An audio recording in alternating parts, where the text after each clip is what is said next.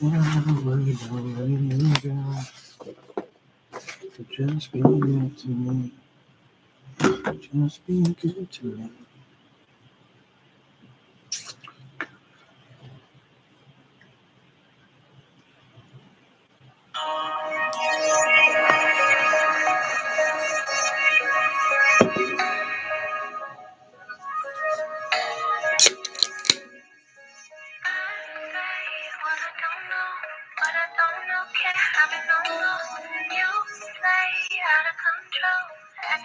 Hey, Richard. Hey, Carl. Listen to the music for a second. I'll be right back. Things that you hide. My girls think I'm crazy. Say I'm wasting all my time. Still, I'm hitting up your line. Cause I wanna be with you tonight. I need you to treat me right. Something that you want for life. I say what I don't know. What I don't know can't hurt me no more. You play out of control. And you never worry about letting me go. I say what I don't know. What I don't know can't hurt me no more. You play out of control. And you never worry about letting me go. Just be good to me. Just be good to me. Just be good to me. She call me fucking, I'm way too open. Lesson learned, I'll be taking notice. You too concerned with who's coming over. On my head, you sounding mad controlling. You said you down with me for life. You said that one too many times. Still, I'm hitting up your line. Okay, sorry about that. I'm back. Had to go get my medicine upstairs. I don't ever want to fight. We should just take our time. Hey, Jax. I say what you don't know, what you don't know can't you know more. I'm way out of control, and I never worry about letting you know. I say what you don't know, what you don't know can't you know more. I'm way out of control, and I never worry about letting you know. She said just be good to me, just be good to me. Just be good to me. Oh, Jax, you missed it. I actually sold a coaster last night.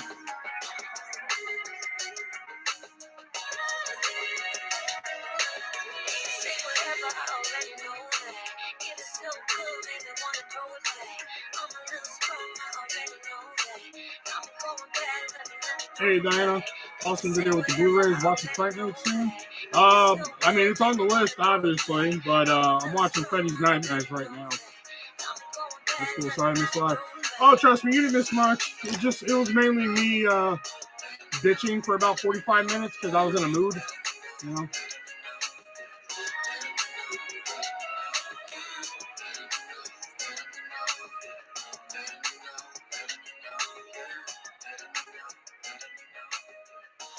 Maybe a little bit more than 45 minutes. I know I went on a good rant for a while, and then things kind of calmed down, and then I was in a mood. In a mood.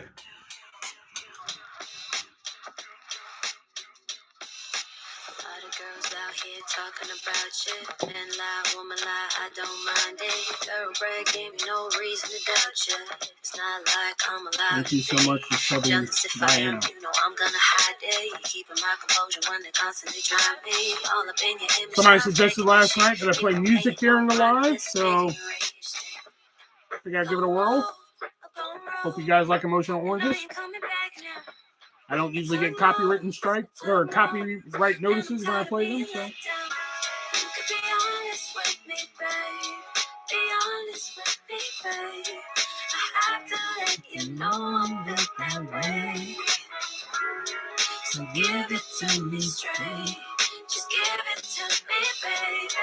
I handle it, you know I'm built that way. You the only one I confide in. Long as you don't confine me. It's a little loud, okay? Thanks for your help earlier, Will. No problem, Jason. The Give and Tree gives. trying to play us. I've gone rogue, and I ain't coming back now. I took notes, and I'm tired of this TV series, I agree with the ending. It's fucking baldy. It is.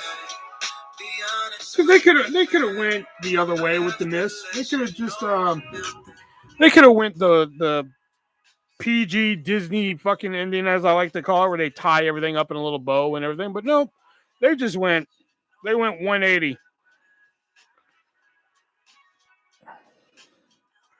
Where we thought they were going to zig, they zagged, and that's what was brilliant about it.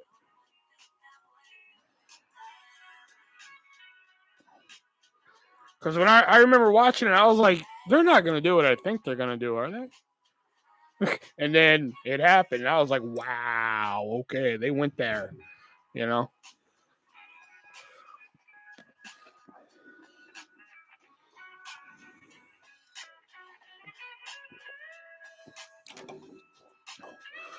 Yes, I did. I actually found the box last night, Jason. You got extremely lucky.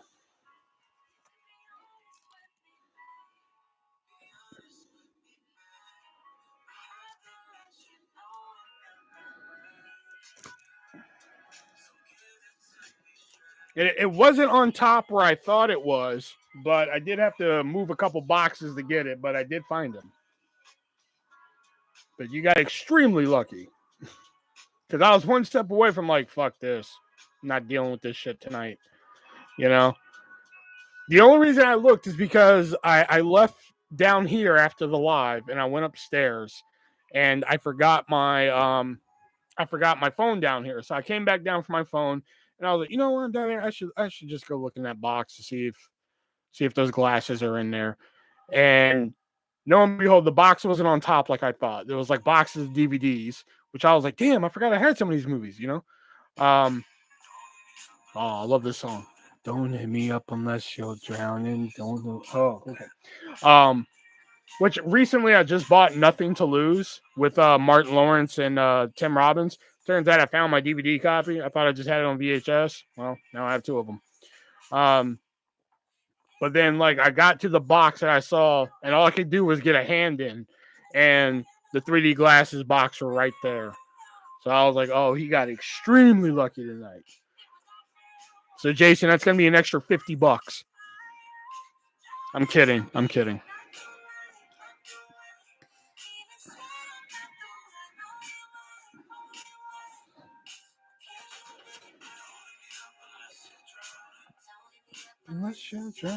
No, you're listening to Emotional Oranges.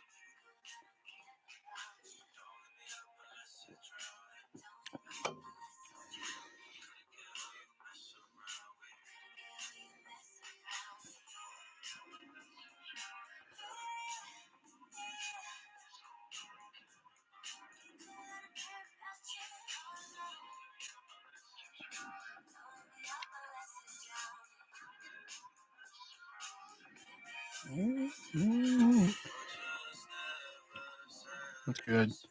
That's a good one. I don't think I have that, actually. I got a burn copy of it. Not original. Well, like, I know I have it on VHS when I was buying VHS a couple of years ago because, you know, Goodwill was selling them like 2 for 88 cents, and that's like an amazing steal. Plus, I have a VCR. So I was like, you know, because sometimes, like I've said before, sometimes watching a movie on VHS, that's the way to watch it, you know? Like I stand behind that, like Jumping Jack Flash, the superior way to watch that movie is on VHS, you know? So I know I had Nothing to Lose on VHS. So I was like, do I have this on DVD? And I was like, I don't think I do. So I saw it at Goodwill the other day. So I was like, fuck it, I'm buying this shit.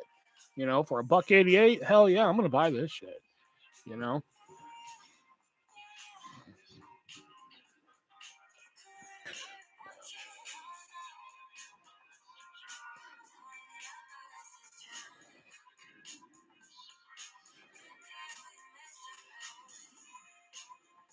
Like I've actually been planning on filming a DVD update for a while, but I had to get the I just ordered Jerry Maguire on Blu-ray. I've actually been planning on doing a DVD update for a while. It's just that I needed to get the podcast done I needed to get the moviesarusa.net movie done, which Richard alluded to earlier, which if you guys haven't checked out the new video that moviesarusa.net, hooked the brother up with some new movies and everything, new movies and TV shows, go check it out. And if you like any of those titles, head on over to moviesarusa.net. That's the letter R, USA.net, and use our checkout code, three-way, and save 50% on your purchase. Devin used to convert VHS recordings to DVD. We have one of those machines, but believe it or not, the VHS player doesn't work. So I'm like, oh, son of a bitch, ain't that it? Corners of my mind. No, Brett Jr. Movies are the letter R, USA.net. And that is actually in the description. You can go down there and click their link, and you can just pick out anything you want and use the checkout code three-way and save 50%. My friend Scott Temperman, he has like one room in his house that's just VHS tapes. Holy crap. The Hitcher is the one with the fry human finger, by the way. Okay. That's the only thing I really remember from the Hitcher is like he's talking and he's eating fries. And then all of a sudden he like picks up a human finger and shit. And he's like oblivious to it at first. And like that's the only thing I really remember from it. I can't hear the music now. Jesus, man. First it's too loud. Now it's too low. What about now? You in the corners of my mind. Where is you?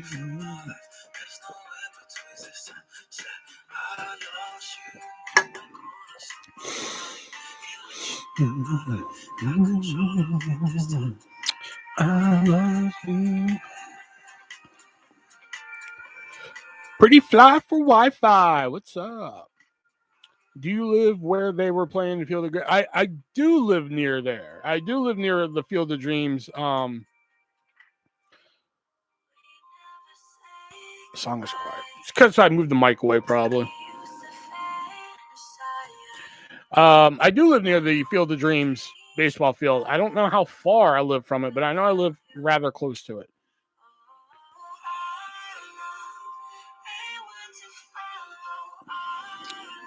See, Jason's on it. Jason, hold on. Let's turn off the music thing for a bit, because that's actually kind of throwing me off here a bit. I'm not used to having to do my lives with music and shit. Jason's on it, man. I'm telling you guys right here. You're looking at it right here. It is the second edition of my very first book. I know some of y'all are probably getting tired of me talking about it. And I know some people can't purchase it, like, Movie Chat, who lives over in the UK and such like that. But second edition of my book, Stories No One Asked For. I'll go back to playing mine again. Okay. So as you guys may have known, I've talked about it to death, but I will talk about it again here since Jason brought it up here. I wrote a little book last year called Stories No One Asked For. And, worked, in my opinion, I worked very hard on, picking out some stories that I thought were, somewhat, bizarre or witty and clever, such like that. I think only one story that is in this in the original first version of the book, I think I told on live before. I think I could be wrong. But when it came out, once I printed all 35 original press copies, turns out that I did not do a good enough proofread on the book as I thought I did. But people were just like, dude, you wrote a book, man. I want one and such like that. Like people that, that I used to live with in North Carolina and went to high school with, they're just like, oh, I want to buy one of your books and such. I'm like, really? Just so you know, it has a lot of typos. They're like, dude, the fact that I went to high school with somebody who actually wrote a book, I think that's the novelty alone. I was like, oh, okay, cool, but I tried writing a second book, and I just stalled out. I didn't know what to write about my own life anymore. So I was like, you know what, the hell with it. So I figured I'd go back and revisit my first book and fix all the typos, which there's a special deal you guys can get here Oh, that's not it right there. That's actually the proof copy for the second edition right there. But this right here, this is the original proof copy that has all of my typos and such like that in there where I've circled them and shit that I've wanted to add to the second edition and everything. This is a very special thing to me right here. This is the only one. Plus, inside is the actual 1 of 40 8x10. This is the actual one that was on top of the stack when I got it. When I got the 8x10s, I unwrapped them, took this one off, and put it to the side because I knew that was 1 of 40. If anybody in here tonight is interested in the original proof copy, which I will sign for you, that's why I never signed this one because it was my original proof copy. And you want the 1 of 40, the 1 of 40, number 1 of 40. 8x10 tonight only. I'm doing it at a discount, usually $30. I'm going to give it to you for $25 shipped if you want this deal right here. And speaking of specials tonight, I'm actually doing the 8x10 specials here tonight because the 8x10s are not selling like I thought they would be. And to everybody who's bought an 8x10 so far, I humbly thank you. Jason and Diana.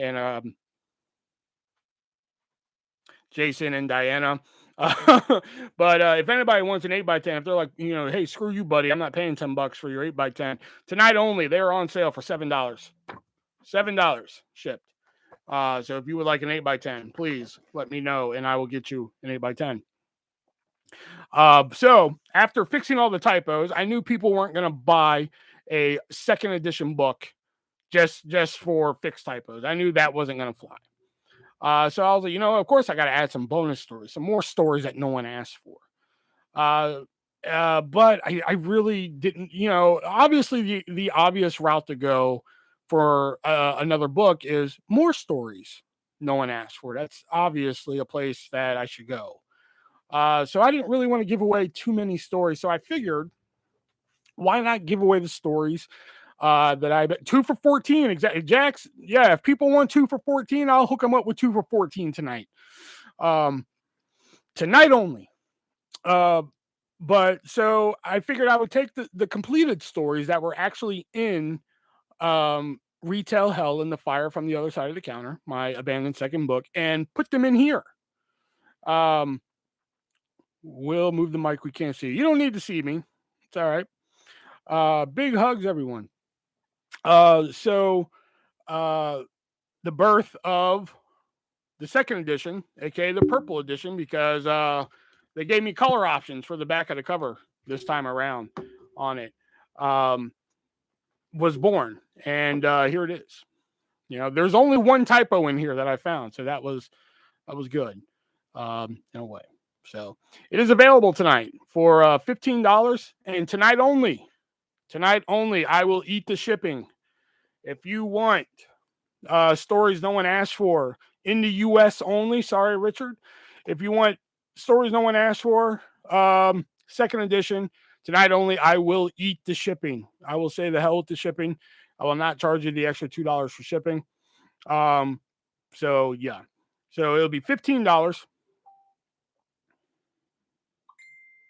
It'll be $15 shipped anywhere in the United States except West Virginia, and they know why. So, all right, back to the chat here. My favorite story was Jelly Beans, and I looked it up. That place is still open and open since COVID happened. It may have closed. Lots of businesses closed, but at the time I read it, it was still open. Yes, at the time it was still open. I don't know now. I should look that up. But yeah, Jelly Beans is kind of like 3 stories in one. I kind of give you like 3 stories in one there. There's a story about what's the stories I tell in there? There's an air hockey story. There is the threesome story, which if you're like, what the hell, a threesome story? Well, there's only one way to find out. You got to buy the book. And there's a third part to this. Oh yeah, the couple skate story. Which is effectively the story that my mom read and put down the book around page 6.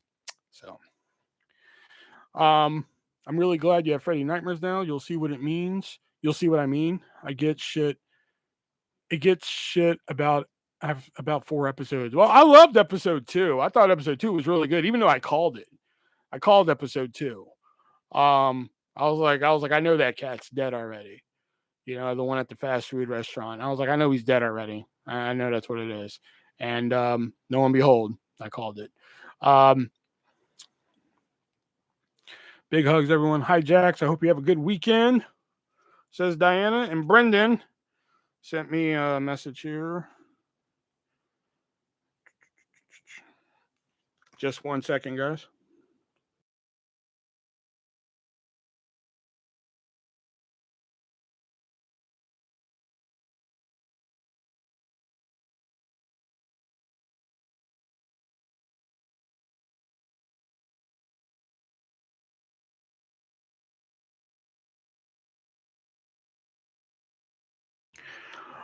Was 2 where the girl gets her head ripped off by a fishing line in a race?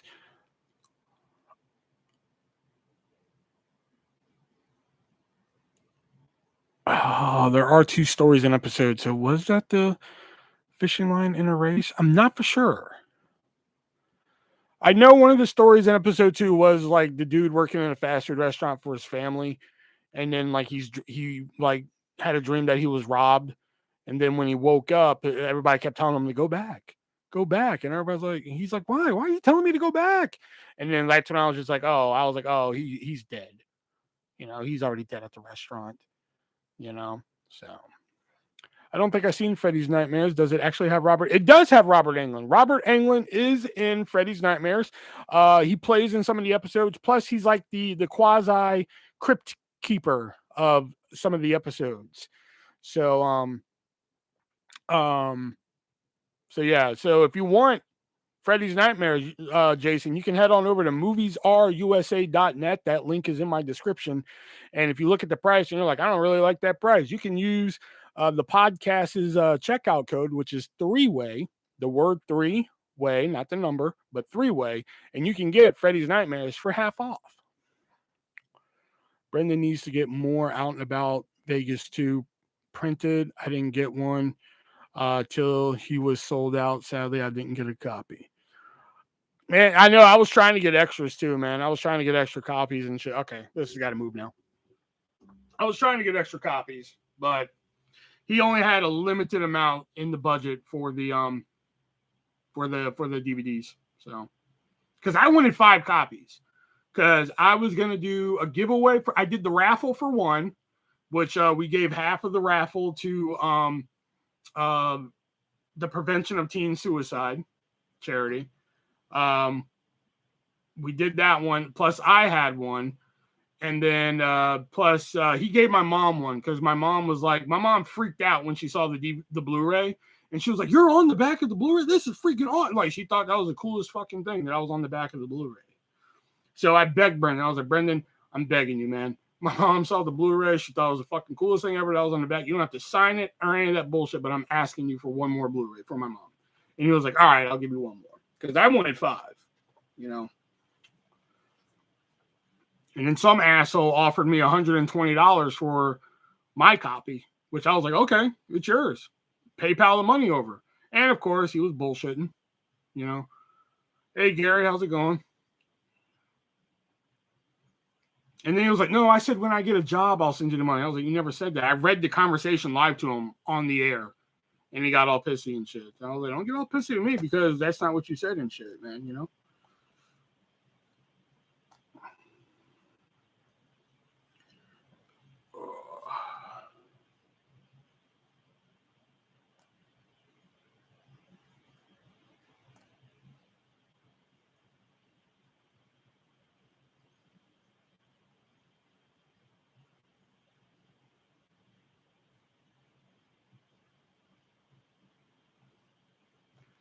What Blu-ray were you in? I was in Out and About 2, Las Vegas Adventures with Brendan, that you can watch on YouTube.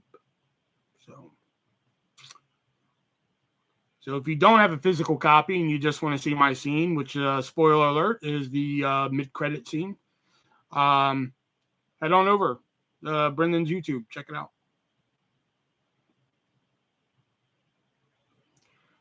I hope for Monday or Friday. Saturday. Yeah. Like I said, if you don't get them by Monday, let me know. I'll just send you some fresh ones. free of charge, of course. Daniel Davis, hey, how's it going, man? Thanks for coming in. There's like 5 people talking, and there's like in my counter says there's 3 people here. Like, what the shit?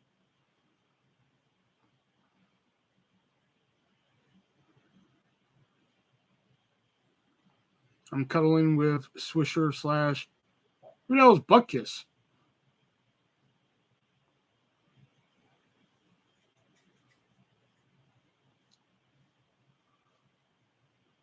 Doing good. How about you? Doing good. Doing good. Okay, now it says 5. Oh, Rocky's dog. Oh, okay. I was like, who the fuck is Buttkiss, man? You get a new dog? You didn't tell me? Like, better than the opposite problem. I mean, yeah, that is true. But it's just weird because I have the opposite mindset when I don't see when it says like one person in here, I tend to just clam up because I'm just like, all right, fine, whatever. Nobody's here, So that's why I'm just like, how are 5 people talking right now and like fucking nobody's here,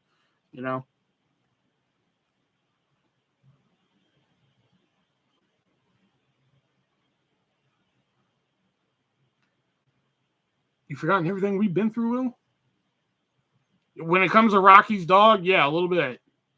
Other stuff, not so much.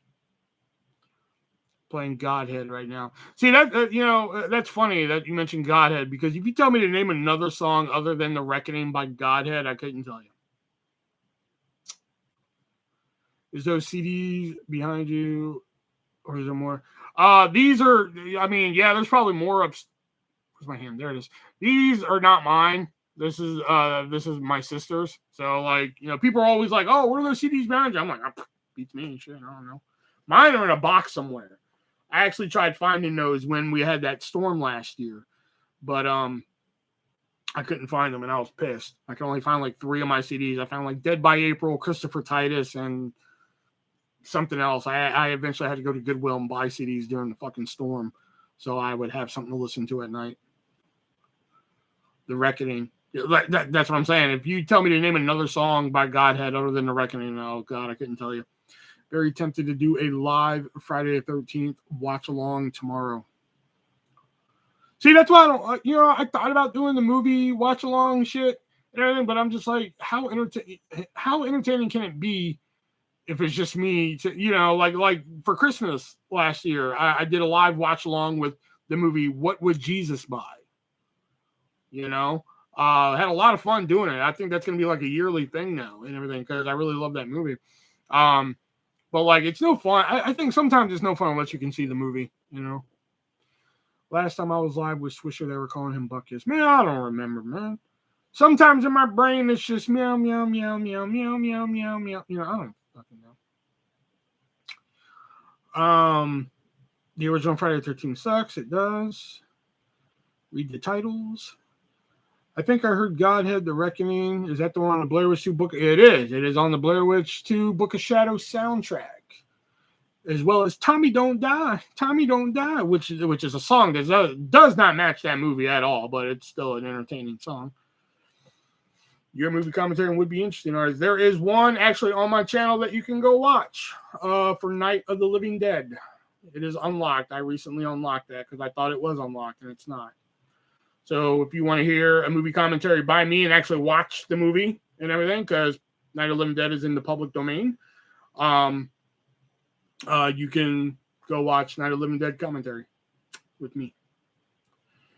With your camera and connection, it would be awesome.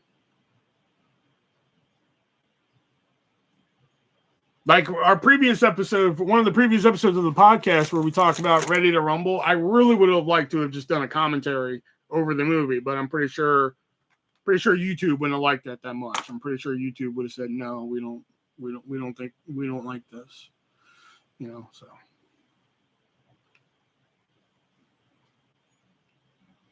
So I just wrote like a fucking 9.5 page outline of the movie, and we went from there. And that is no joke. I wrote 9.5 pages of plot for that movie.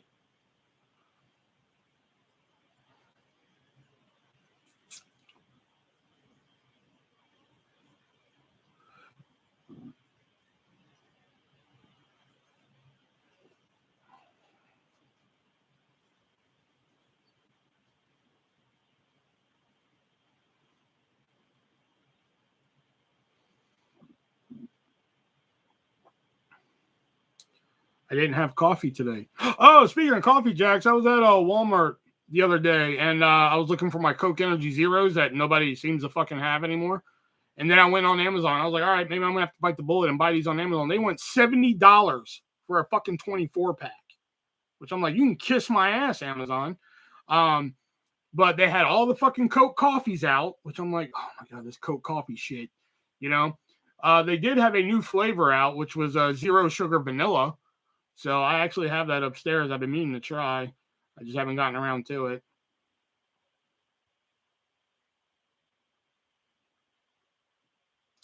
Who do you find more interesting, Gacy, Bundy, or Green River? Gacy.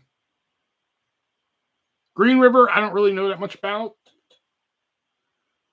I know of him. I've heard his story and everything. He's a kooky guy. But I think Gacy's the most interesting one because like he had a lot of twists and turns in his story. I tried the Coke coffee. It was nasty. Yeah, like I mean, I didn't think it was nasty. It was just something I couldn't finish it. You know, I don't know why. I thought the taste was okay, but because I mean, it says it right there. You're gonna get Coke and you're gonna get coffee. You know, and that's exactly what I got. You take a sip and it's like, oh, there's Coke, and oh wow, there's coffee. You know, like it's a very specific thing, and you know, I guess my expectations were met, but like in a weird way. I don't know how to describe it, but it was like, I don't know, like I drank like half the can and I was like, I can't drink this. I have another one upstairs, which is just the coffee, zero sugar, no flavor. I think now they have the vanilla one. Ted Bundy is the most interesting. Coke coffee is too sweet. Well, I can't attest to that because I don't drink the sweet ones and shit. That's what, you know, like my mom will sometimes drink regular soda and shit. So what drives me up the wall sometimes, she'd be like, oh, it's she'd be like, this tastes weird. Here, try this. I'm like, you know, regardless of how you think it tastes, it's gonna taste weird to me because I haven't drinking regular soda on a regular basis in like fucking 16 years. You know, so like it's gonna taste weird to me regardless. You know, so there's no point asking me because I'm gonna say it tastes nasty. You know, so the Green River Killer's name was Gary Ridgway. That's his name.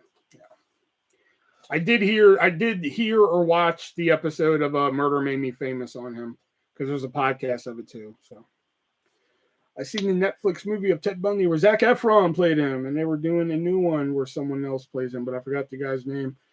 But it's actually called. What's the new one called? It's saw the trailer for it the other day too. And it's actually from the producers of the fucking movie. I'm just like, it's really weird. I don't know. I forgot the name of it though. But I liked the Zac Efron run. I thought Zac Efron did a fine job. I thought it was. I watched the Netflix movie too. I thought the Netflix one was really good. I mean, I'm a Joe Berlinger mark. So I mean, like, you know, because I love Blair Witch too. So I was just like, oh fuck, Joe Berlinger directed this. This might be good. You know, and I enjoyed it. And plus, I like the story of him defending himself, which I never knew he actually defended himself until I saw that movie. And I like that they showed the clips at the end of him actually defending himself in court. I thought that was really intriguing. So I enjoyed it. People were just like, oh, this is terrible. I enjoyed it a lot, you know. What's your favorite Friday the 13th movie artist? If we count Freddy versus Jason, it's Freddy versus Jason hands down. If we don't, then part 8. Part 8 for sure.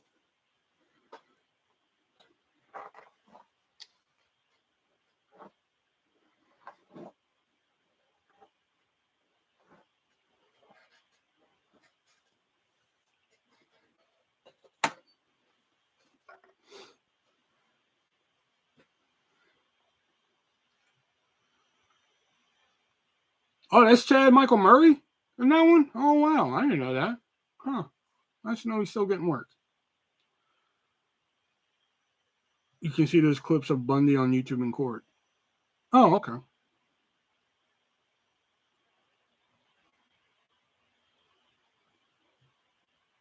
Chad Michael Murray is a Hallmark actor now. Oh, so that's what he's been up to. Okay. What is Hallmark, the new Disney, where like you do Hallmark movies and then you got to make like a serial killer movie to show that you're edgy? Is that the new thing now? You know, it used to be Disney. You do Disney Channel, then you made like a rated R fucking movie to show that you're edgy. Part 8. Wow, you must have missed the first 7 movies.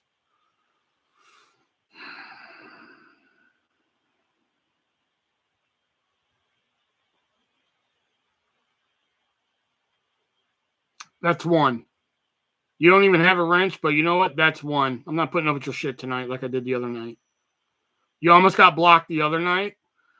So you know what? I'm not going to put up with your shit tonight. If you're going to come in here and fucking, you know, talk down to me like that and shit, that's fine if you have a different opinion and shit like that. But like, I'm not going to take your bullshit tonight. That's 1.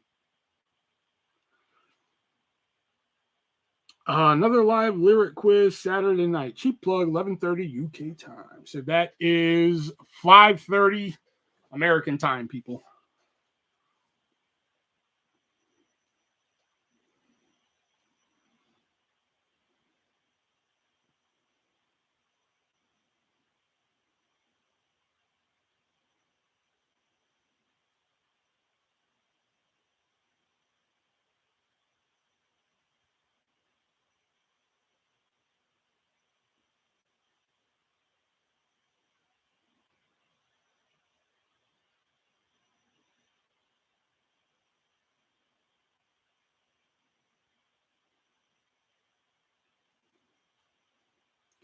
I noticed Will gave me a wrench, but I need you to teach me how to remove people and stuff.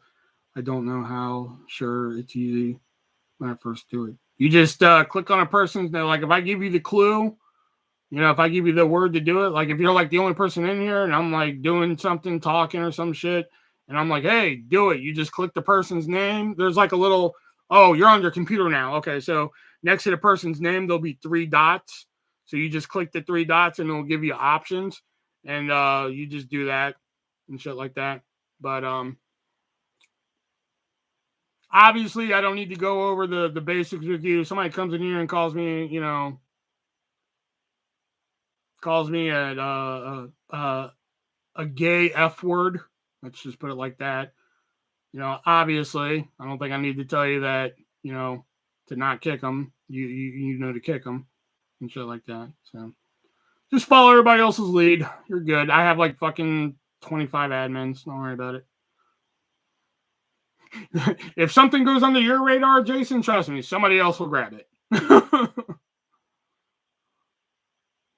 There's a reason why I have a lot of wrenches. I have a lot of wrenches. I have like fucking, you know, 97 words on the ban list that you can't say. You know, it's real tight in here. You come in here and fucking sneeze wrong, I'm going to throw you out of here. Say the first question. I'll say the first question. No time ever seems right to talk about reasons you and I fight. Is it the cars?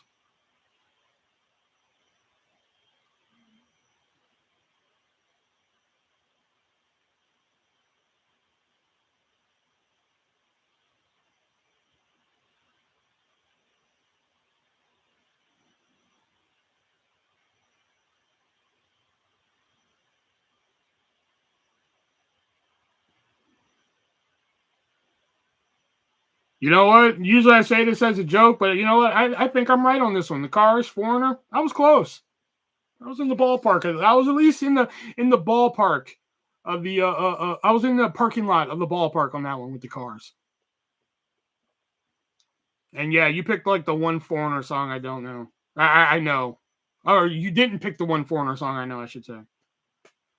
It was in Cobra Kai. I haven't watched Cobra Kai. Now, if you would have picked, you know, I've been waiting for a girl like you to come into my life. Now, if you would have picked that one, I probably would have known. Or, I want to know what love is. I want you to show me. If you would have picked one of those, I probably would have got it. Will, did you ever watch Cobra Kai? What do you think? Oh, just answer the question. Yeah. Yeah, I haven't seen, because it's just like, I mean, good that they're having success. I have nothing against their success. or anything like that. But to me, I'm just like, did we really need more Karate Kid? You know, I mean, say what you want about the third Karate Kid movie. I thought it was a fine movie. You know, it kind of just doesn't answer a lot of questions from the second one, but okay, whatever. You know,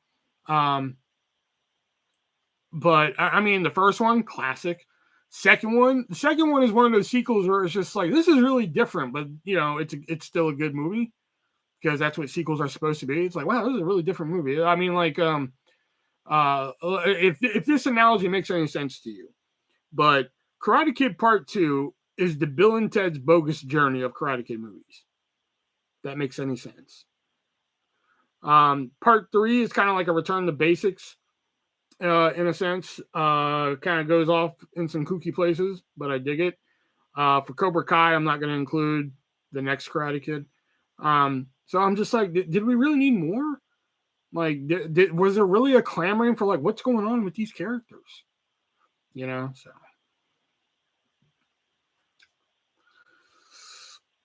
The first Karate Kid movie was the best, and I like the next Karate Kid. I like the Hilary Swank one, but well,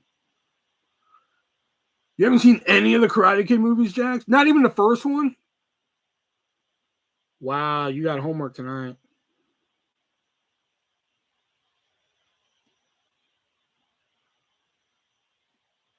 Because the first one's great. You're the best around. Nothing will ever keep you down. You're the best around.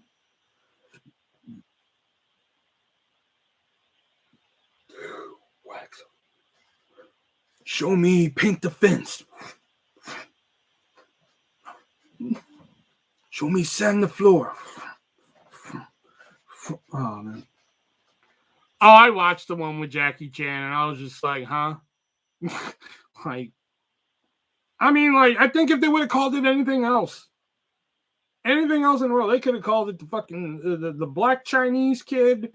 They could have called it the Will Smith Kid Does Karate. They could have called it the Kung Fu Kid. They could have called that movie anything else, and I think it would have been a decent flick. But because they were trying to associate it with the Karate Kid, is where they kind of lost me. You know, sometimes I can look past it, like Grease 2. Like I've said before, Grease 2 I can look at as a decent movie if I look past that it's like not connected to Grease, even though there's T-Birds and fucking Pink Lady and shit. I can look past it. It's a stupid movie. Don't get me wrong, but it's decent. It's a nice fucking swing at the fences and shit. But I still haven't seen Bill and Ted Face the Music. Dude, what are you waiting for? Go watch fucking Face the Music, man. Fuck my life. Go watch Bill and Ted Face the Music. That is way more entertaining than me. I've already watched it like fucking 20 times. And probably more since it's been out in August. Last August is when it came out, right? Yeah. Oh my God, it's been a year since Bill and Ted came out now? Oh my God. High School Musical was supposed to be Grease 3. Really? Huh. Yeah, because I remember there was a script for Grease 3 floating around at one time. And Olivia Newton-John and John Travolta were on board for it. And like they're almost ready to go. Like Paramount, I believe, was going to give them the money to go make it. You know, they're like, okay, we'll give you the money to go make the movie and everything. But at the last moment, John Travolta's agent was just like, I don't think you should make this movie. And John Travolta was like, okay. And he pulled out of the movie. And then Paramount was just like, well, if John Travolta's on it, there's no point. So they pulled the plug on the whole thing. But now they're making a series on Paramount Plus. It's what is it? Grease: Rise of the Pink Ladies. Which I'm like, I don't know. I don't know what to think about that until I fucking see a trailer or something. You know, that's another one. Just fucking leave it alone, man. Like Grease is fine the way it is. Grease 2 just kind of exists in like its own little world. You know, just fucking leave it alone. What did you think of the Fanatic? I liked it, but some say it was horrible. Fred Durst directed it. Didn't watch Fanatic. Didn't really care.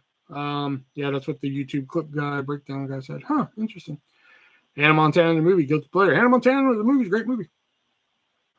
The only thing that, like, you know, like, even at the time when I watched the movie, the only thing I can fault that movie for is it. I mean, yes, it's a Disney movie, so, like, I mean, obviously this analogy is going to sound stupid, but it's one of those Disney Bo movies, you know, like a whole fucking town was just like, you know, hey, we see that you're the same person, and, you know, and she's like, well, can't be Hannah anymore. See you guys, and they're just like, we won't tell. The whole fucking town is there.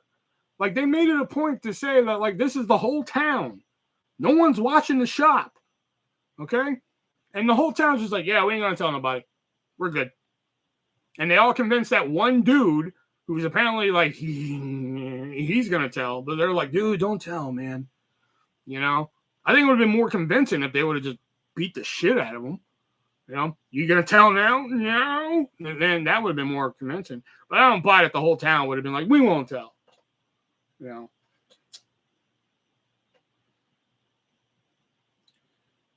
I like the new Mighty Ducks show on Disney Plus. It was cool. Man, a buddy of mine lets me use Disney Plus, and I'll be honest, I don't even fucking use it. I sometimes log in every now and then to watch some Simpsons, and that's about it.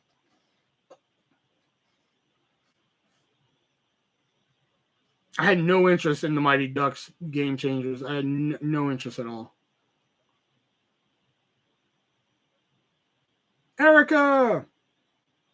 That's not very Disney. Well, I'm sorry. It would have made a lot more sense if they're just like, hey, don't go tell. And he's like, I'm going to go tell anyway. And just beat the hell out of that reporter guy. And they're just like, you're going to tell now? He's like, no. You know, that I would have bought that a lot more. But the whole town was just like, hey, don't tell. And he's just like, fine. And then the whole town's like, we won't tell. Sing us another song. You can always find your way back home. You can change your name. You know, like.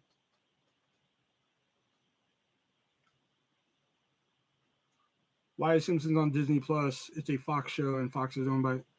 It is Fox. Yeah. Disney bought Fox. You didn't hear about that? Yeah, Disney bought 20th Century Fox. Shango, how's it going, man? Have you ever seen Poison Ivy with Drew Barrymore? Nope, never seen it. Artist, did you ever see the show Quantum Leap? I know of it, never watched it.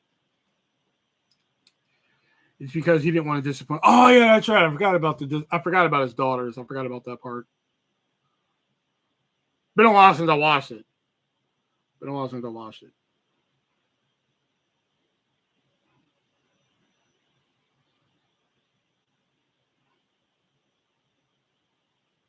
Erica, tonight only. You can get 8x10's, Artist 8x10's for only $7. Doing a special tonight. You can get Artist 8x10's for $7, or you can get my book, Stories No One Asked For. $15. I eat the shipping. You don't have to pay shipping on it. $15. You get the book. Tonight only.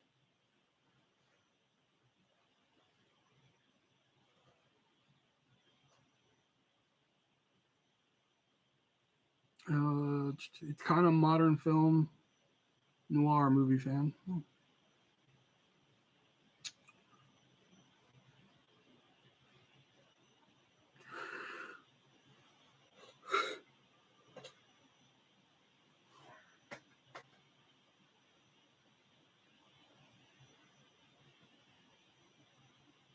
My favorite Kurt Russell film is Breakdown. I think mine would be Overboard. What can I say? I like Overboard. I even like the remake, believe it or not. I went into the remake with low expectations, but I ended up really liking the remake of Overboard.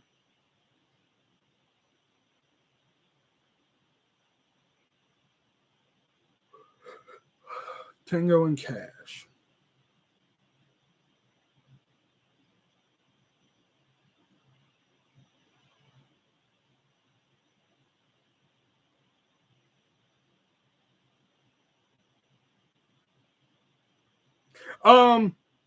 The remake of Overboard does have Spanish actors and actresses in it. There are some parts where they do speak Spanish and there are subtitles, but it's not all. And Spanish, no.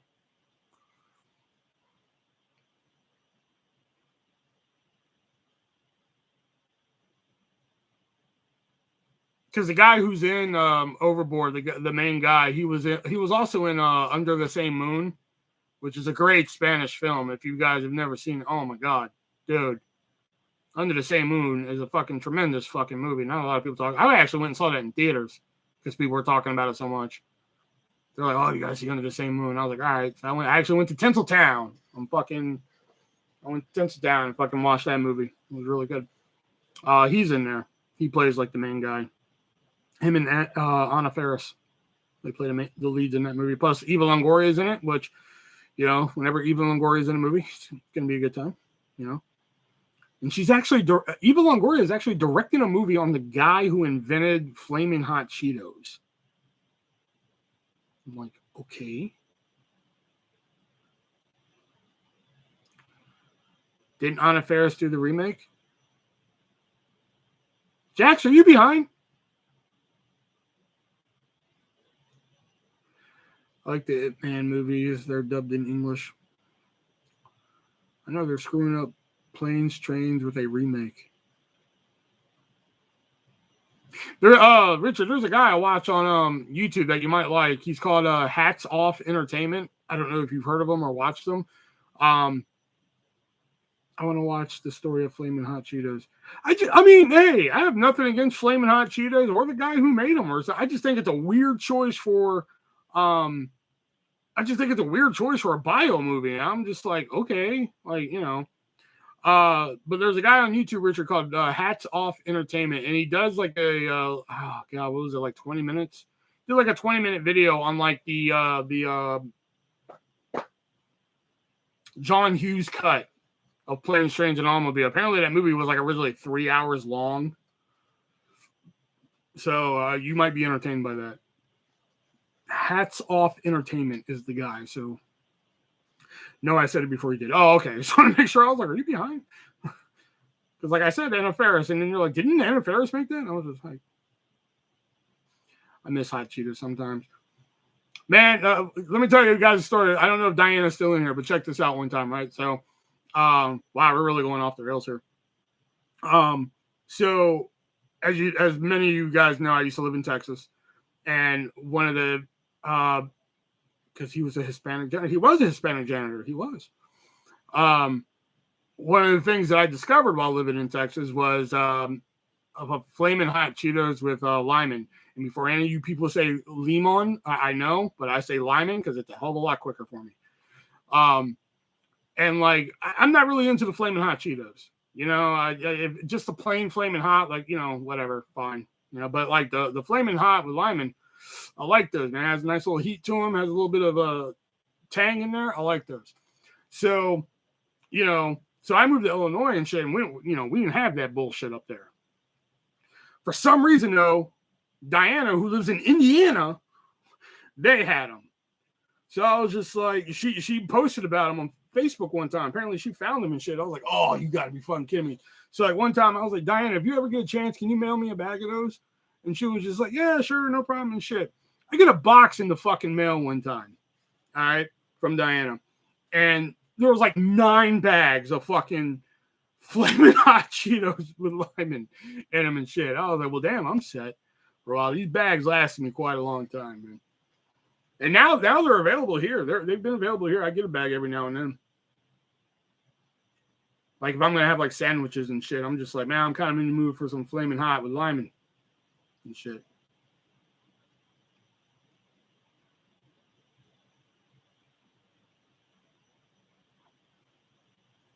Plus, they came out with one they come out with them every now and then. I don't see them that much anymore, but it was Flamin' Hot with Chipotle Ranch, which I'm just like, oh man, those are the bomb right there, man. I don't know if those are just like a limited thing here or if it's just like we barely get them. And they're like in Texas all the time, but like, damn, the Flamin' Hot Chipotle Ranch. Ooh, boy, those are good as fuck, man. Fucking love those things. My tongue would be burnt off. They have flaming hot Cheetos mac and cheese. Never tried. I tried the Cheeto mac and cheese, and dude, it's just a marketing ploy. Dude, it's just mac and cheese. Don't let them put the fucking wool over your eyes, dude. Don't be one of the sheep.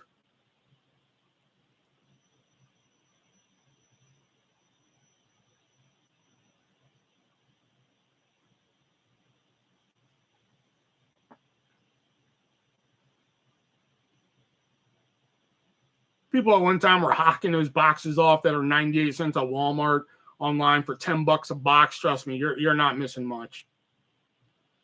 I like the flaming hot puffs too. Man, Cheetos used to have these ones. It was Cheeto 4 cheese. And they'd have like 4 different shapes in the bag, plus there were 4 different kinds of cheeses and shit. Oh my God. I could eat a whole bag of those in one sitting. They were so fucking good. Oh my God. Oh man, they stopped making them. Plus that, and I used to eat them, but then like towards the end, I couldn't really eat them anymore. I don't know why. I think either my body got tired of them, or like my tongue was just like, dude, I can't anymore. And they were like the Doritos Jacked, or the Buffalo Ranch dip wings. You know, they're like the thicker fucking Doritos. Oh my God. I was living with baby mama at the time, man. At one time, she literally had to rip the bag out of my hand, be like, stop eating these. You know, because like I was just eating like the whole bag of them and shit. Have you got a favorite episode of The Simpsons? Mine is probably Flaming Moe's. Flaming Moe's is a good one. I really like E-I-E-I Annoyed Grunt, which is the Tamaco episode. I really like that one. There's a lot of good ones I like, dude. Like Camp Krusty's a good one. Some of the Treehouse of Horrors are really good. God, where's Emily when I need her?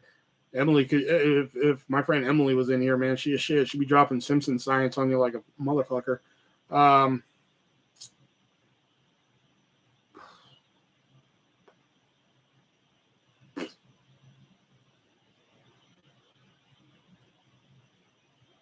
there's the ones I can take. Oh, where Bart gets a fucking driver's license. That's a good one.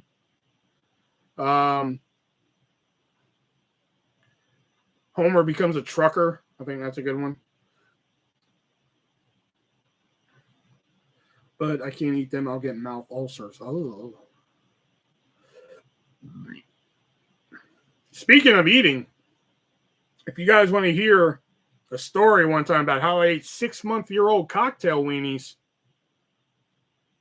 get yourself a copy of Stories No One Asked For here. The Tamaco episode is the only one. Tamago! Oh, God. That fucking cow screams Tamaco is like fucking hysterical. And then Homer still thinks they're doing business. Mindy, you want to do the $30 million in cash or a check? We're just talking business. Mindy, call me. She's like fucking long. Oh shit.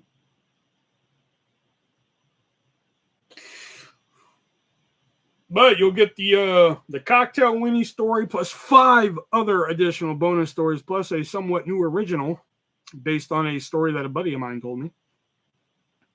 Added some fucking sparkles to that shit, by which I mean just added some expositions and shit. So.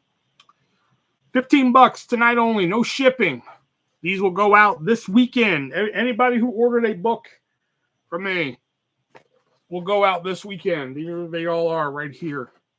This tastes like grandma. It's delicious.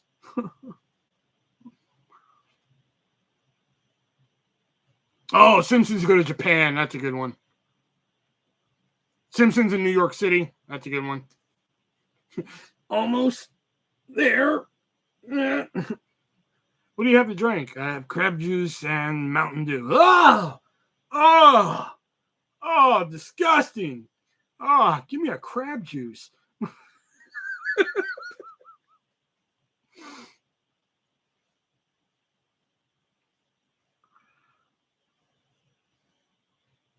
If you don't mind me asking, why don't you ship to West Virginia if you don't want to get into it?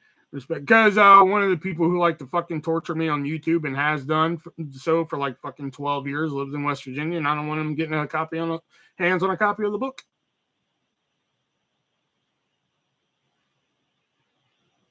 Simple as that. Sorry, I didn't mean to skip over you. I just didn't notice it there until I saw it, Jason.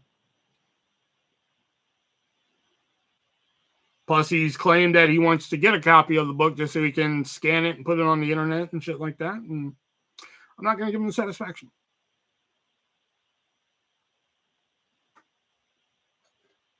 So that's why I don't ship to West Virginia.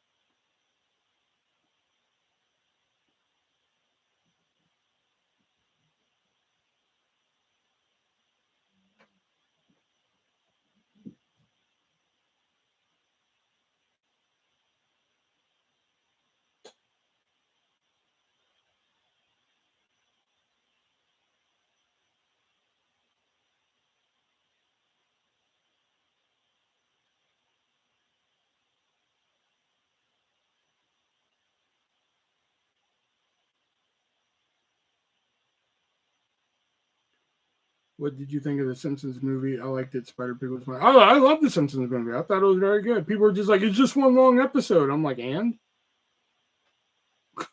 You know, it was good. I went and saw it in theaters like twice. Maybe 3 times, I think.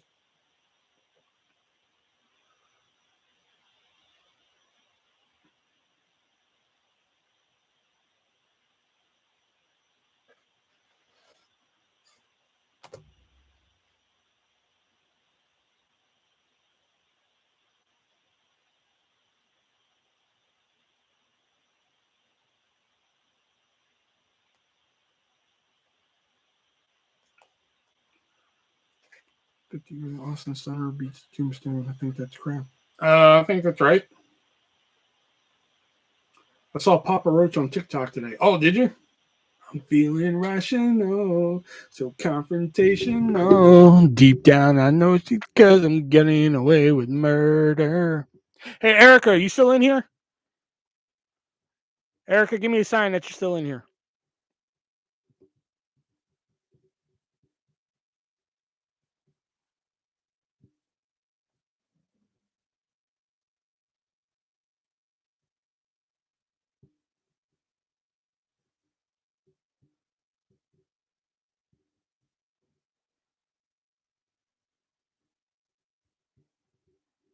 Yeah, it was Steve-O.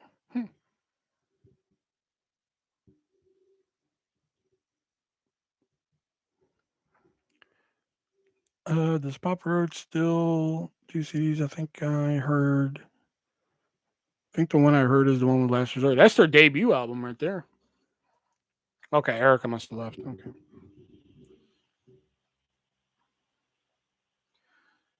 I was gonna hit Erica with some. If I were invisible, yeah, then I could just watch you in your room. I was gonna hit her with some of that, but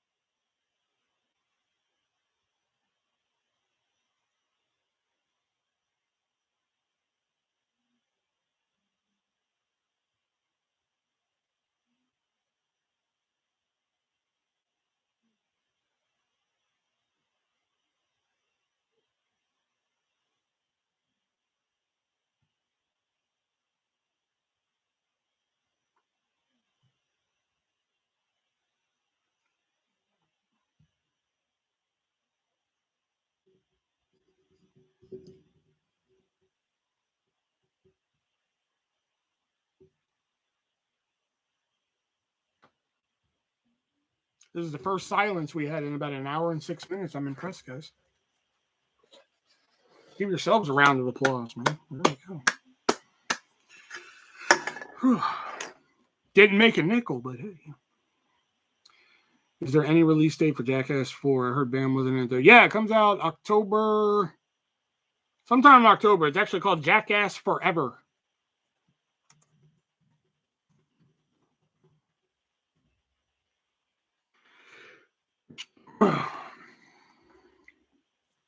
If I were invisible, wait, I already am.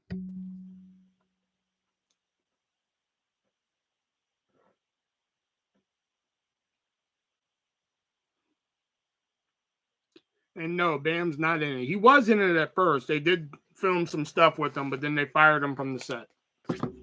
Unfortunately.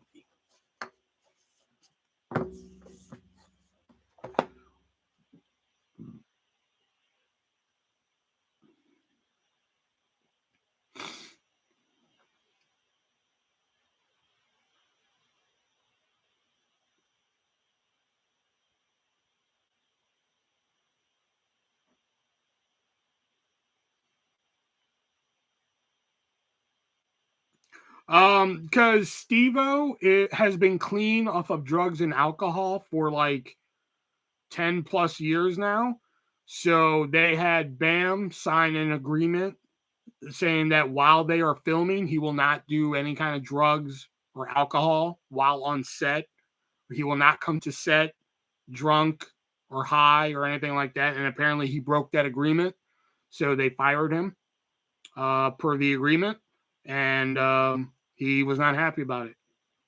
Because they don't want Steve-O, getting temptations and shit like that. They don't want Bam or anybody. Everybody on the set, not only Bam has to do it, everybody on the set has to do it. Everybody had to sign the same agreement. So they don't want people showing up on set with like beers and joints and shit like that and Steve-O getting temptations and shit again. They do that all for Steve-O. I mean, everybody on the third movie had to do it too. Everybody on the third movie had to sign an agreement saying that, you can't drink, you can't smoke around Steve-O and such like that because they're trying to keep him clean. So, and especially with Bam right now, because, ever since Ryan Dunn died, and, Ryan's been, Ryan was Bam's best friend, and, he really took that hard. Bam's really been in a bad place. So in order to do this movie, they're like, listen, dude, if you want to do this movie, you have to do that. I know you're in a bad place with Ryan and such like that, and that Ryan's not doing this movie because, he passed away, but, you have to do this for Steve-O and such like that. We can't have Steve-O go down that downward spiral and such again. So he signed the agreement, but apparently he broke it. I don't know what the arrangement was that he broke. I don't know if he showed up to set drunk or high or something like that. I don't know what it was, but apparently he broke it. And so they let him go from the movie, and now he's suing. He's suing Paramount, Jeff Tremaine, the director, and he's suing Johnny Knoxville. I hope you have a good weekend. Well, I start my new job on Saturday, so I think that's great that they did that. Yeah, because they do it to try and keep him clean, because they don't want him. Because apparently he almost died a couple times, so they don't want Steve-O going down that road again. So.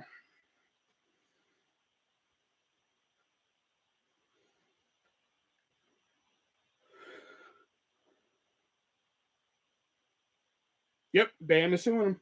He's suing Paramount, Jeff Tremaine, and Johnny Knoxville. Or no, I'm sorry, he's suing Jeff Tremaine, Spike Jonze, and Johnny Knoxville. That's who he's suing.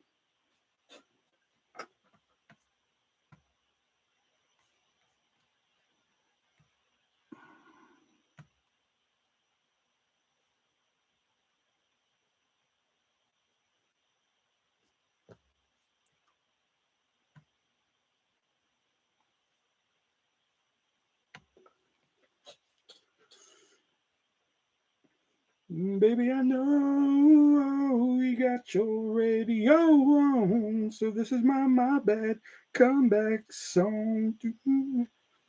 You're back. Oh, man. So, Erica, let me ask you a question. So Erica, just straight up, what you doing tonight?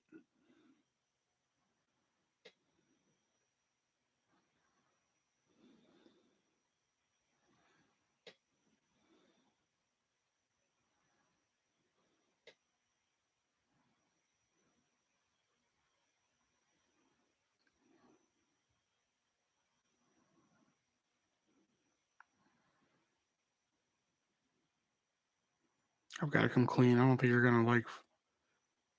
I don't think you're gonna like Fright Night. Well, hey, you never know. There's been movies before I've sat down like I don't think I'm gonna like this, and I ended up liking. I mean, Green Mile is one of them. I didn't think I was gonna like the Green Mile. But.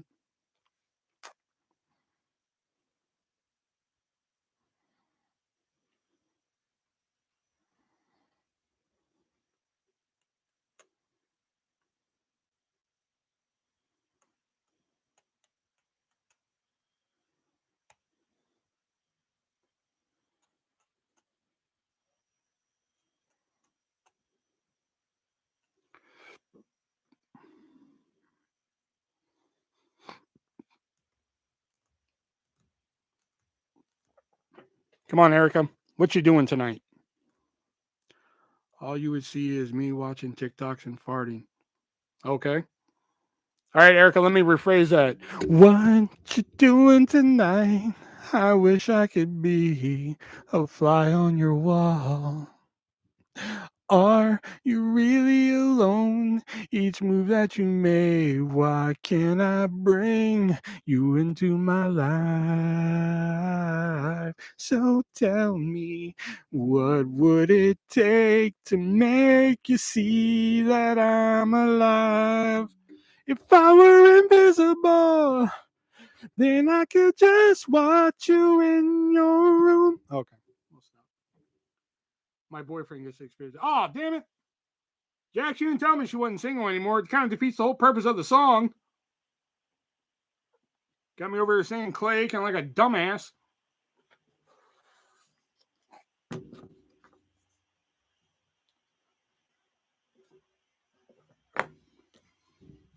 I need a drink. I'll be right back, guys. Jax, control the room.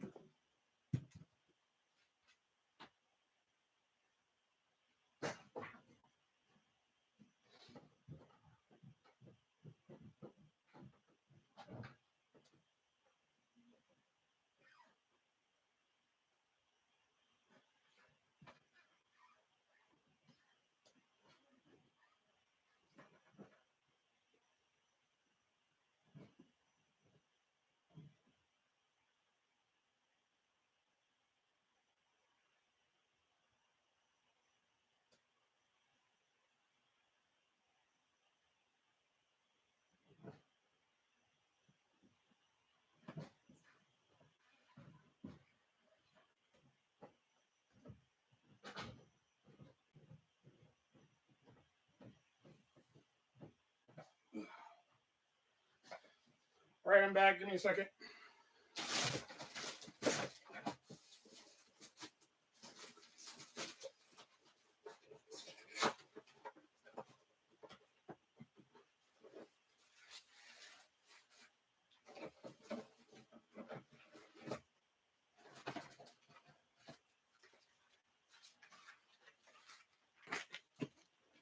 All right. Oh, I thought you knew. Hey, Will, when you get back, remind me to tell you how Erica has a boyfriend. Okay, yeah. Thanks. Thanks. I've been getting. When did this happen? How come I wasn't informed? I thought me and Erica still had a chance. Now I got to return the engagement ring.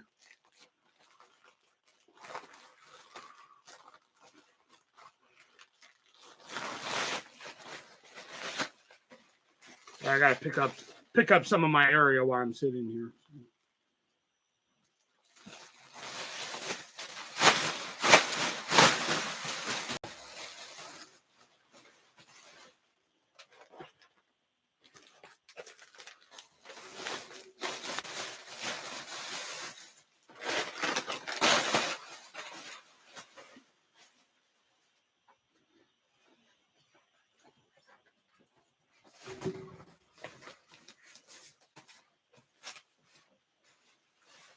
Cracker.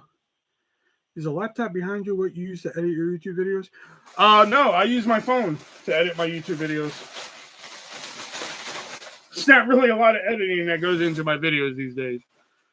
I usually start the video. I wait 5 seconds. What's up, guys? There's one. And then at the end, be breezy. Okay. Turn off the video. Edit those 5 seconds out. Boom. Done. For the podcast, it's pretty much the same thing. I record via Skype because to get Nick and Shelby in, I have to have those guys record somehow. We were using Zoom, but Zoom wants you to pay for recording. Whereas Skype is like, hey, record all you want. Cracker Jack has no take-backs policy. I thought that.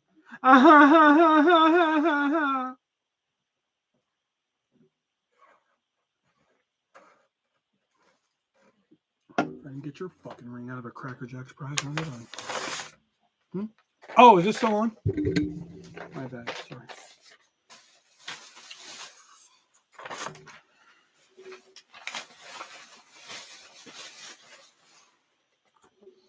I gotta clean up this fucking table.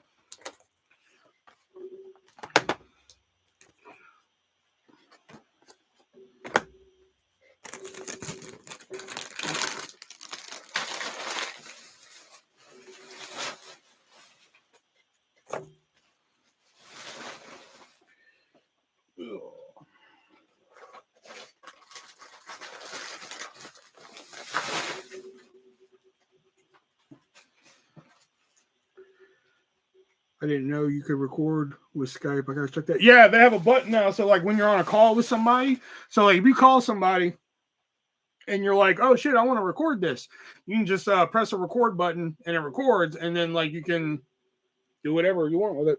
That's how Nick and Shelby record the podcast every week.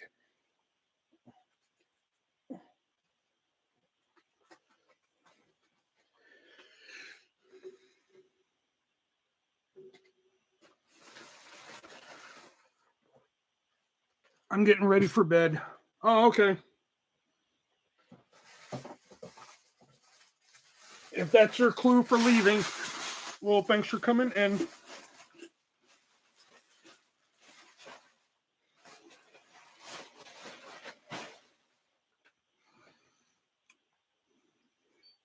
We were, like I said, we were using Skype to record.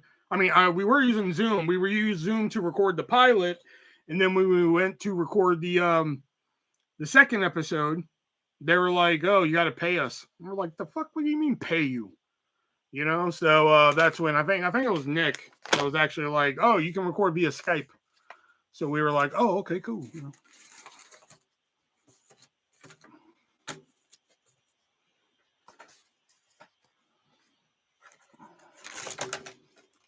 Look at the shit that's just sitting on my table. Jesus. Pens and be right back. Gonna get some tea. If you win the stream when I'm gone, see you later. But I'll be back if you're still alive. I'm still alive for a bit. Don't worry. Oh, my cocaine.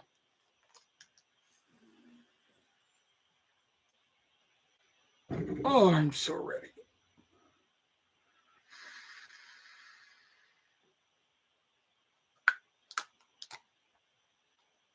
Okay, what are we doing? You ever watch 1997 DX HBK? Nope, I lived through it. I saw it. I was there. I was there, man. I was there. I forgot I had this movie. Diana sent me this movie. I forgot. There was so much shit on my table that I forgot this was on my table, and it was buried under so much shit. Diana sent me this a while ago. Better watch out.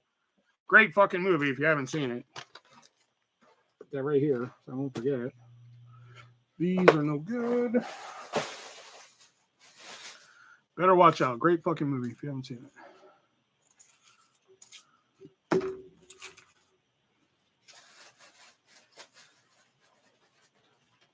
That I think I need. I have that movie. It's awesome. It is. It's a great movie. There was so much crap on my table. I forgot I had it. That tells you how much crap is on this fucking table. Oh, here's my prop phone. It's an actual phone, but it's my prop phone for when I do videos that require a phone call.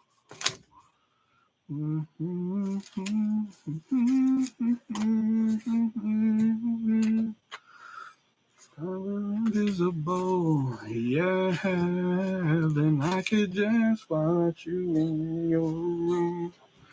Hearts were unbreakable. I'd make you mine tonight. If you guys go over one of our sponsors, repsports.com, you can get yourself a koozie. You know, I clicked the okay, good. You're still live. I don't know when you're in the stream. I usually in the stream either at 10 or 11 o'clock, depending on what I feel like, or if there's just nobody here. Usually when I start the stream, depending on what time I start the stream, I give it about 30 minutes to an hour. If nobody's here, I just end it. And if people show up, I usually give it till about 10 or 11 o'clock my time. I think we're in the same time zone, so about 10 or 11 o'clock. I want to let people know about the link to the free raise pack in the description. I've been pimping out that link on the podcast as a free 4-pack to raise energy. And all you got to do is use my checkout code artist to get that free raise pack. All you got to do is cover shipping. But you know what? I've actually been incorrect. All right. Not only, if you go in the description of this live right now, will you get 4 free cans of Raise Energy. You'll get Galaxy Burst. You'll get Sour Gummy Worm. You'll get Voodoo. Okay. And you'll get Strawberry Colada. All right. I've been wrong the whole time. You're not only going to get that. I clicked the link the other day to make sure it worked. And you're going to get those 4 cans of Raise Energy. All right. But you're also going to get 2 packs of Broken Arrow pre-workout powder. You're also going to get 2 packs of Hypersleep, which is a great sleeping powder. All right. Plus, on top of all that, you're going to get, oh, excuse me.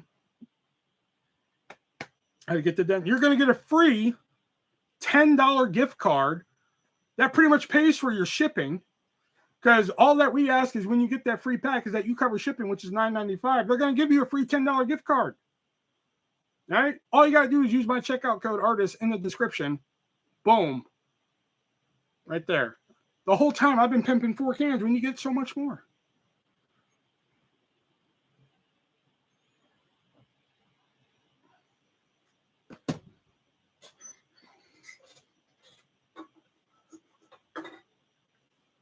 Not only do you get a show here, you get value too.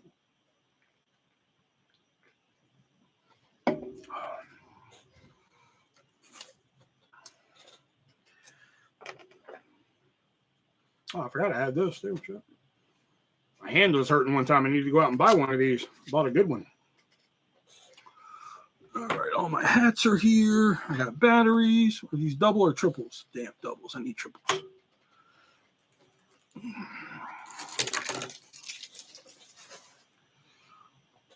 Okay.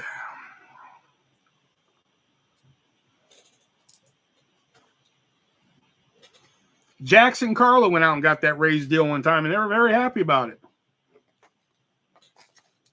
These chips are no good.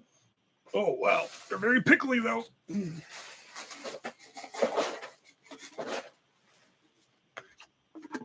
Fuck it. I don't need the can. I was going to keep the can, but I don't need the can. Fuck the can. I don't need it. Let me start getting rid of some of this shit. Got Ouija playing cards. I can't remember. Did somebody send me these or did I buy these eventually? I can't remember.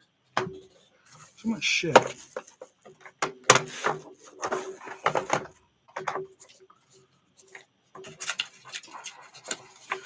I'm saving my pockets to give to Carla. Why does Carla need pockets? I know what you mean by actual pockets, but I mean, why does she need the pockets?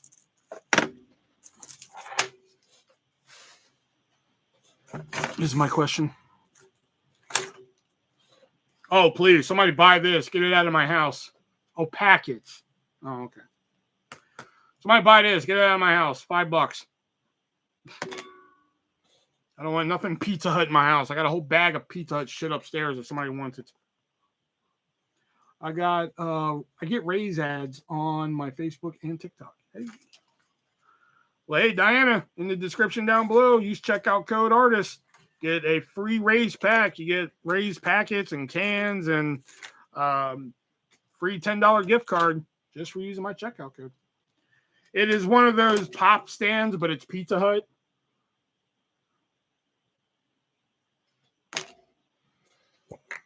I have a whole bag of Pizza Hut shit upstairs I'm trying to get rid of. I was going to burn it, but apparently that's illegal to do in your backyard. Domino's kicks Pizza Hut's ass. Agreed.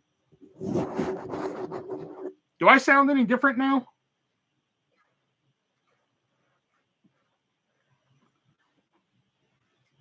Do you have a Pizza Hut shirt or hat? I love a hat. Yeah, I may have a hat. I'd have to go look in the bag upstairs. It's probably well worn, though. I may have to run it through the washer.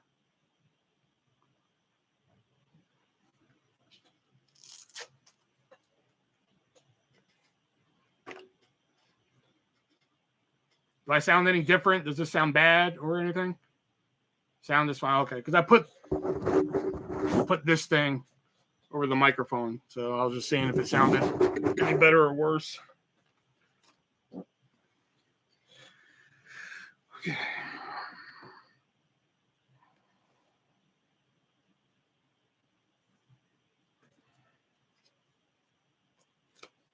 That's my guide for my microphone. I kind of need that just in case.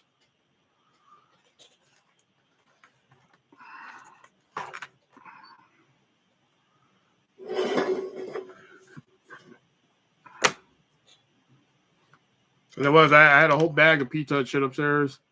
Are you a Smokey and the Bandit fan? No, but Shelby is. I shouldn't empty those pickled chips first, man. That's all I smell are pickled chips now. Damn it.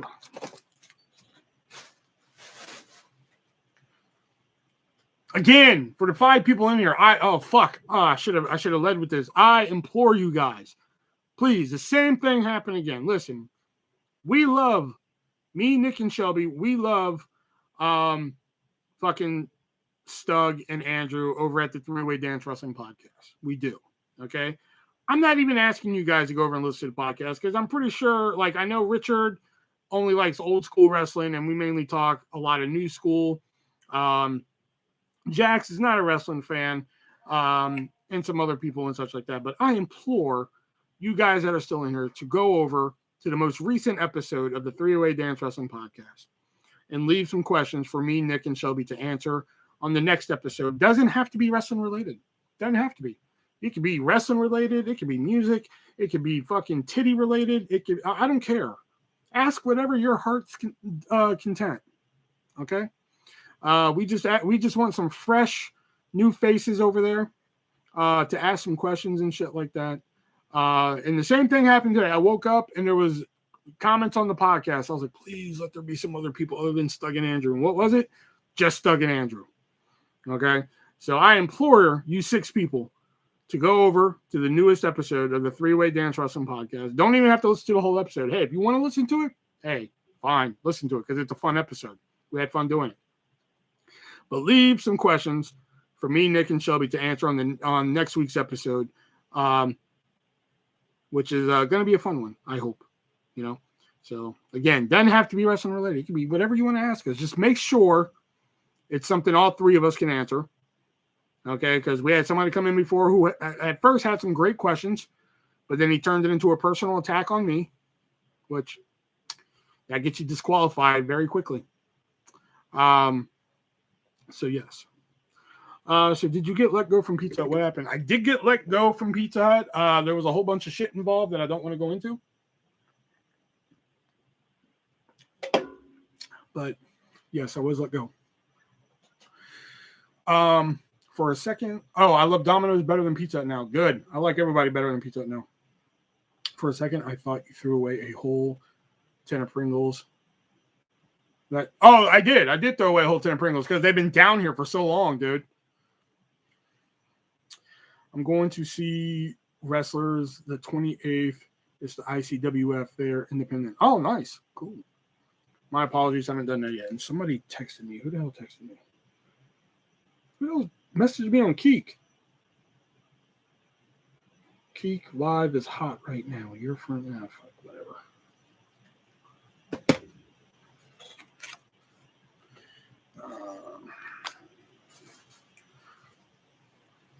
Like these right here, Richard. Like I had these down here, the Pickle Rick edition of Pringles. I've had them down here for like eons. So I'm like, is there a date on them?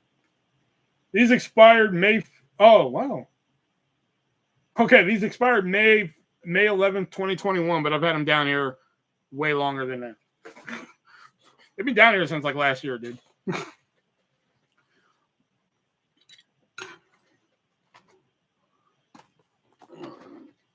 And of course, don't forget to head on over to fanmadedvd.com. Use checkout code artist, save 15%. And there's the ArtistVersion1 action figure. He's for sale if you want to take him home. Need that just in case. More podcast cards just in case. And of course, Raise Energy stickers.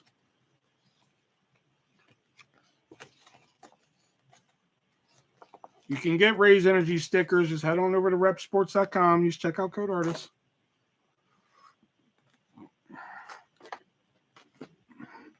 Headphones that I spent $10 on and never use.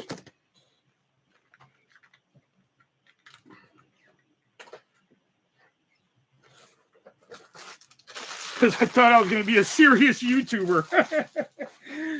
Kill me.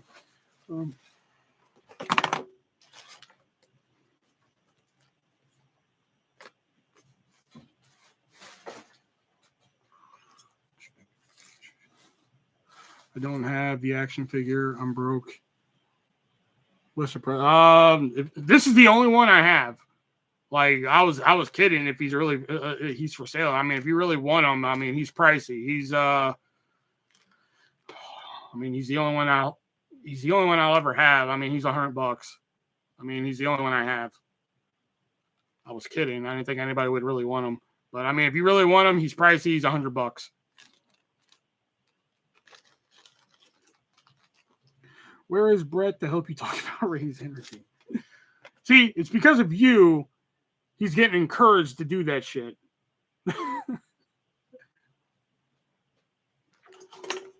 Oh, speaking of Pizza Hut, if anybody wants like a little piece of history, here is an actual NPC card for pizza. It has Kara's name on it. But if anybody wants like a actual card, this is what we used to use to do overrides and shit like that. Everybody wants that. Nice little piece of history there. Wow, the shit I'm finding on this table, man. I swear.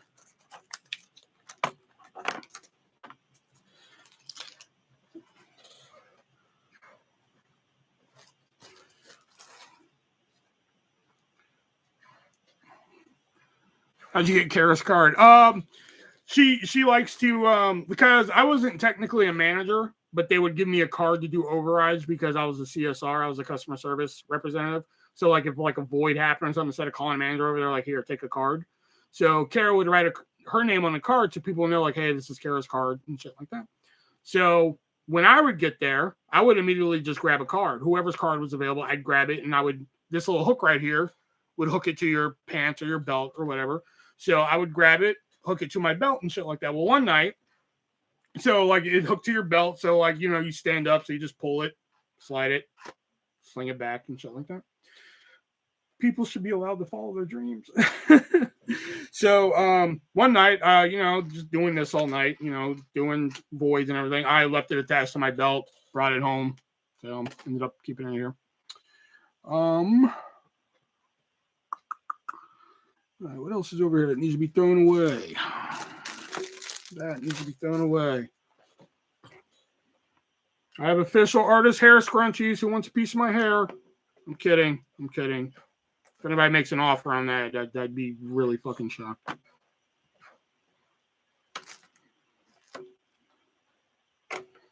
I'd be really shocked and really appalled too. Some of them still have hair in them, which is probably why I don't have any more fucking hair.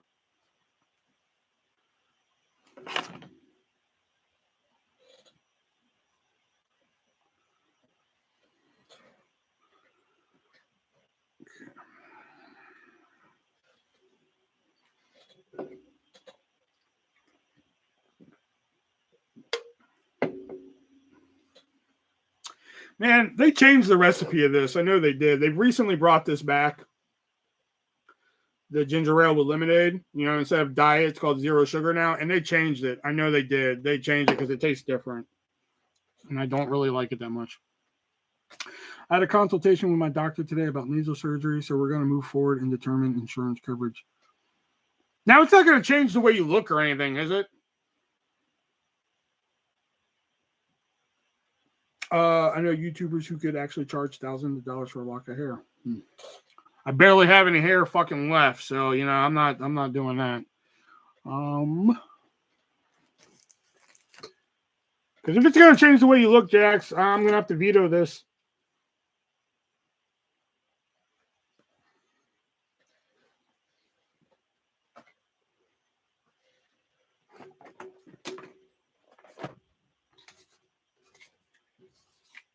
I got credit cards up the ass that I don't even use.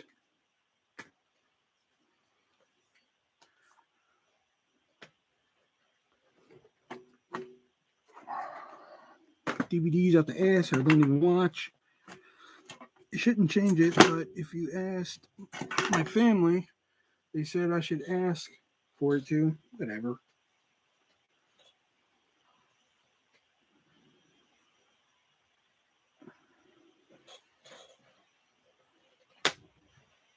Yeah, because your family's sane.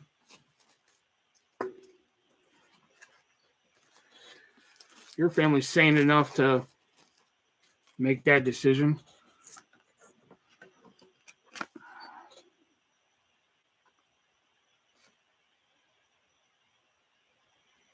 Oh, okay. There's a movie Brendan's in, An Hour to Kill. I believe he's on here. Isn't he on here somewhere?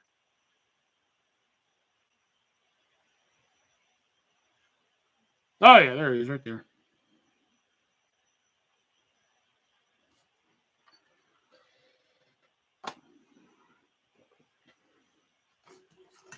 Oh, God. Remember these?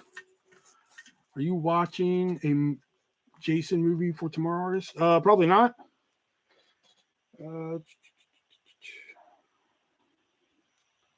Look what I found. Look at that. Board at Heart business card.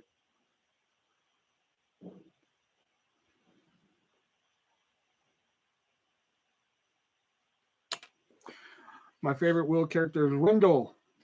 I love the series where he gave you the belt. Oh, yeah. Here you go. I want you to look snazzy where you get where you're going. So. I was actually tearing up in that scene. Like when Artist wipes his eyes and he's like, Wendell, you work so hard for it and everything. That was acting. But when Wendell's just like, yeah, I just wanted you to look good. Like I was actually tearing up and shit. You know, that's how much I cared about those fucking characters and shit. Like I've said before, I have a great idea for like another run of those characters and shit. I just haven't gotten off my ass and filmed it. It's based on an old Twilight Zone episode. Season 5 episode too. Pretty much ends the series though.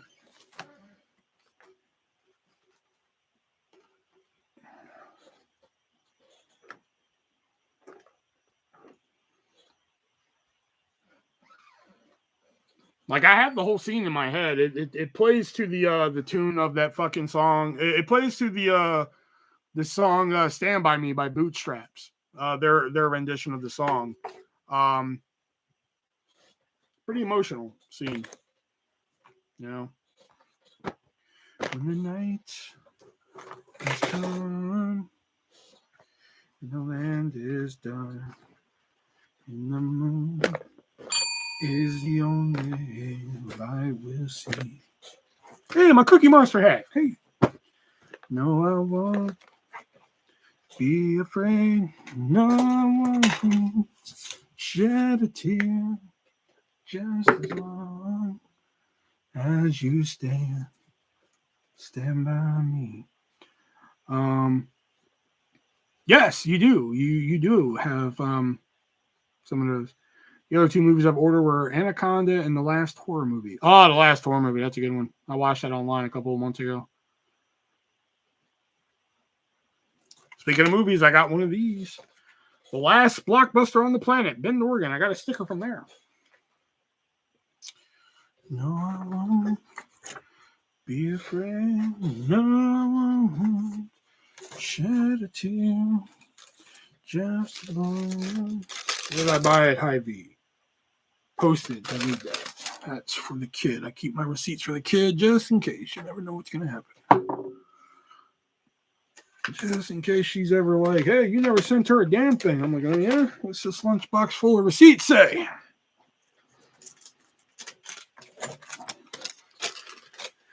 Yep, there's the receipt for the postage right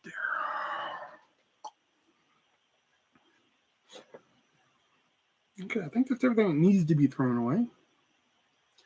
In this family video, they closed the one. Yeah, they closed all of them, man. Jeffree Star had his shirt from the Blockbuster in Alaska. Oh, wow. That's cool.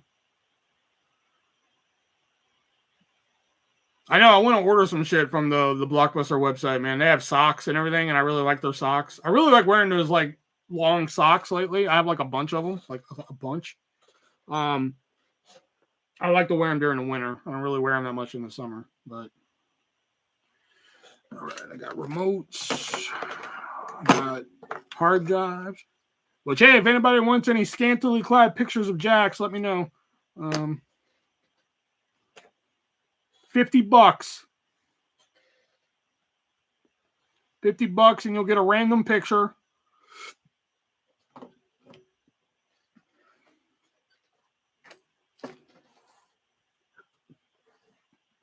Spending hours in retail places was 80% of the fun.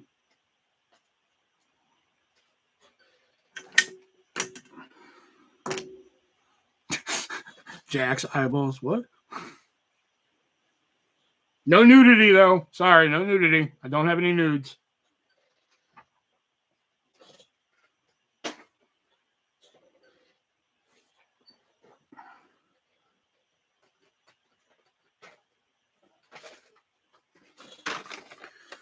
I didn't know Blockbuster had a website. Is there? No, it's just the Hey, the 10 Commandments of the Artist Life. No, it's just the website for the last Blockbuster on the planet in Bend, Oregon. So they mainly just sell like T-shirts, tote bag. You can get a Blockbuster membership card for $2.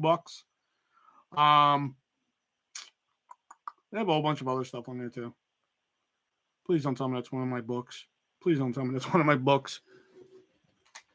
Oh, okay. I know what that is. Hey, anybody want this? I'll sell it to them.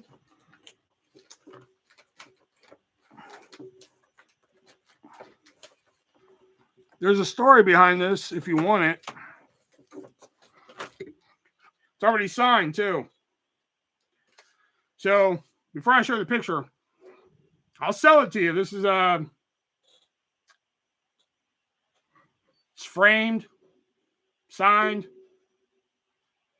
Sell it to you for $10 if anybody wants it. Before I show you the picture. So what happened was, when I was let go from Hy-Vee, needless to say, there was some bullshit behind it.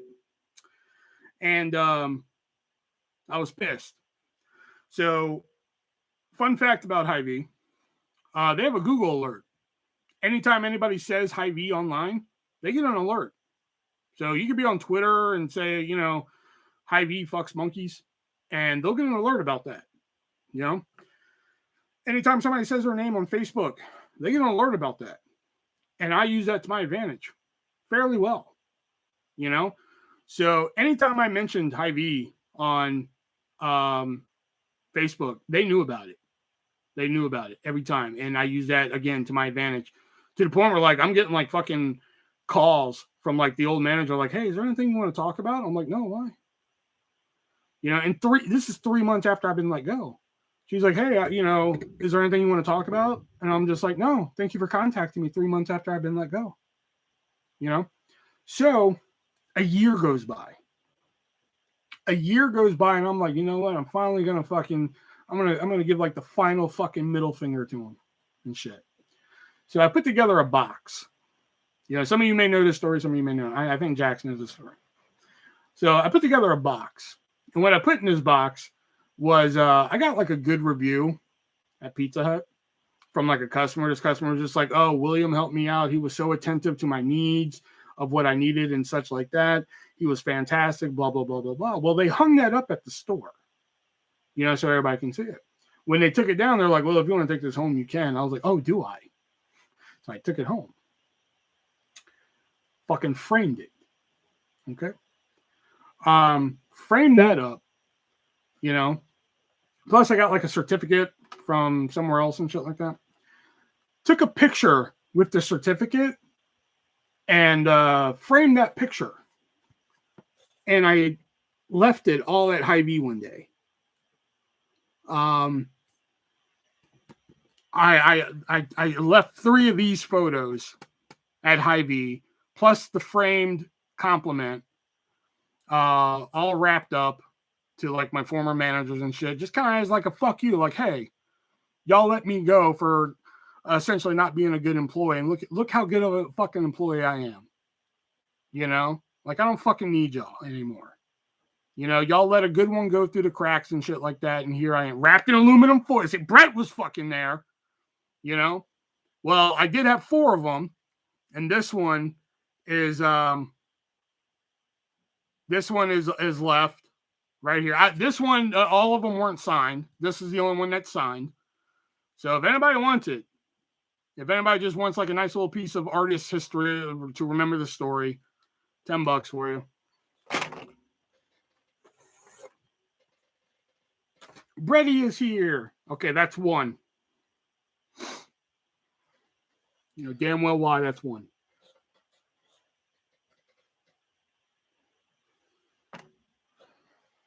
It's awesome.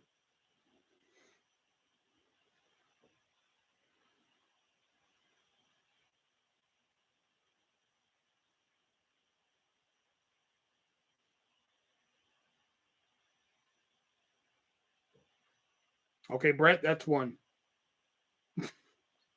Get real tired of this shit.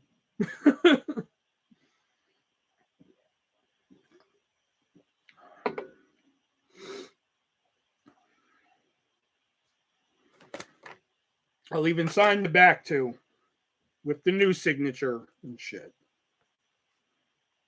Because this says the artist V1 and shit like that. So lately I've been signing shit Will the Artist Cooper. So I'm going to put the new signature on the back.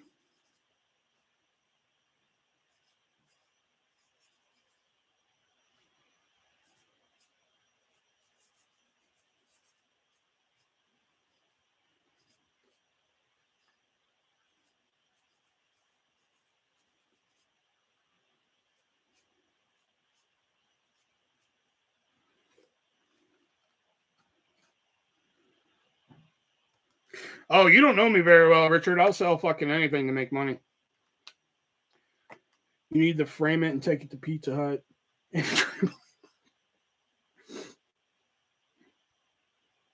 I never got a compliment at the. Well, no, I did get I did get a verbal compliment at the trampoline place. Like I came in one day to get my walkie and everything, and as I was like hooking up my walkie and everything, my boss told me, "You're like, Will, you do really good up there." I was like, "Oh, thank you. I try." Pizza Hut, I got many good compliments. I got many good mystery shop scores. I got many good. Oh man, I did really good. The signature on the back looked like Chinese character. Did it really? Yeah, I can kind of see it. Well, I have to write small, so. It's for sale. If anybody wants it, $10. Little piece of history right there. It's when I gave Hy-Vee the middle fucking finger for the last time before they fucking thought I was leaving a bomb and told me to never come back.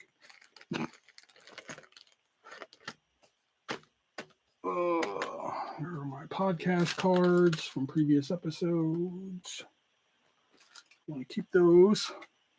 That's how I used to keep notes before I what did you do at Pizza Hut? Were you a delivery driver? No, I was the CSR. I took all the phone calls and orders, and then I became a quote-unquote cook in name, meaning I was just a cook in name just to make more money because I was basically, at one time, I was doing pretty much everybody's job except for actually making the pizzas for people. So they just wanted to pay me more money as like a thank you. Like, hey, you're practically doing everybody's job here, so we want to pay you more money. So they did that. And plus, I was the de facto trainer. I would train people on how to work the computer, how to take calls. Hey, this is how you answer the phone. Thank you for calling Pizza Hut. This is whoever, you know. How many of your videos do you think those detectives watched? The ones they told when they showed up at the door, he said he only watched one. After that, I don't know how many. But he told me to my face he only watched one. And he said it was pretty funny. Which I wish he would have wrote that down. Hell, I still wish he would have gave me the trespass and warning so I could have framed that bitch. I'd love to have done the meet and greet at Blockbuster, but we never had that in the UK. Which that's the PS to the Hy-Vee story that Brett's alluding to. Because after I left the box, you know, with these pictures and shit in it, 4 days later, a knock on the door. You know, I go to the door and there's two gentlemen standing there in suits and everything. They weren't like in cop gear or anything like that. They were like in suits and shit. And the guy was just like, "Oh, you must be William." I'm like, "Yes." And he's just like, "Yes, yeah, you're no longer allowed at Hy-Vee." I'm like, "Okay." And he was just like, "Yeah, so we saw your videos. Oh, we saw one video, and we're not saying that you know you have total freedom of speech, and then we're saying we're not saying that you can't make videos about them. We're just saying you can't make any threats towards anybody. That's all we ask that you don't do. But they are asking that you don't come back to their store." I was like, "Okay, fair enough." And they're like, "Or any of them in Cedar Rapids." I was like, whoa, time out. I was like, "How come I can't go to any Hy-Vee in Cedar Rapids?" And they're like, "It's more of a precaution. It's like if you were shoplifting at a Walmart, we can't just throw you out of one Walmart. We have to throw you out of all of them, kind of as a safety precaution." I was like, "Okay, fair enough. You know, that's cool." They're just like, "Yeah, but just be careful on what you say in the videos and everything." We did watch one, and it was pretty funny. Oh God, I giggled, you know. And they're like, "If you have any questions, give us a call or anything." I was like, "If I have any questions, I'll give Katie a call," who was the manager there. And they're just like, "Yeah, we'd really prefer if you wouldn't do that." And I was like, "No, me and Katie are okay." And he's like, "Okay, if you two are okay, then that's okay then." You know, I was like, yeah, me and Katie are okay. You know, we have no problems. And he's like, "Okay, then you have a good day." I was like, "Yeah, you too. Thank you." You know, Pizza Hut up here is crazy. They closed the buffet due to COVID. No telling when they have it again. The one buffet one that we did have, not only did they close the buffet, they closed the whole store. Movie chat and more. My favorite actor is from UK, Tom Ellis. Huh. My favorite actress is from France, which is part of the United Kingdom. Audrey Tautou. Ali got himself banned from T-Mobile. How did he get banned from T-Mobile? Do I even want to know this story?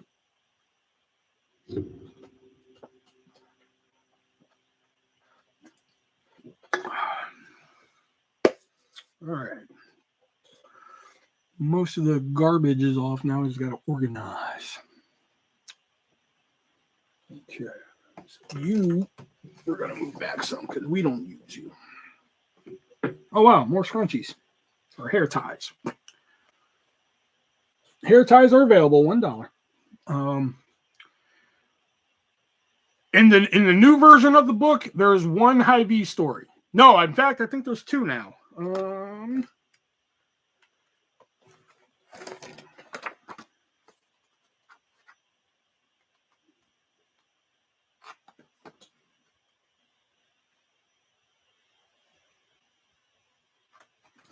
of a bitch.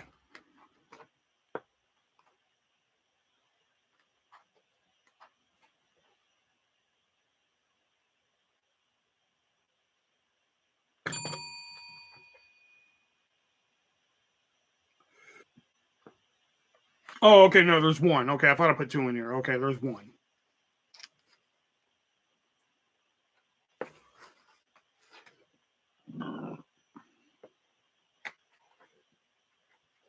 Yeah, okay. There's one Hy-Vee story in here, but it's like 6 pages long. So, I'm not going to tell it. He's just not allowed to call or step inside a retail store. Well, damn.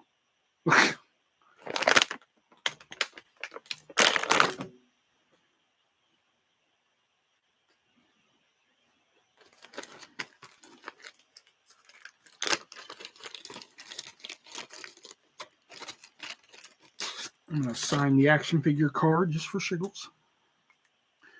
That sounds nuts. This sounds nuts, but I'm not familiar with his movies. Great stuff though, there.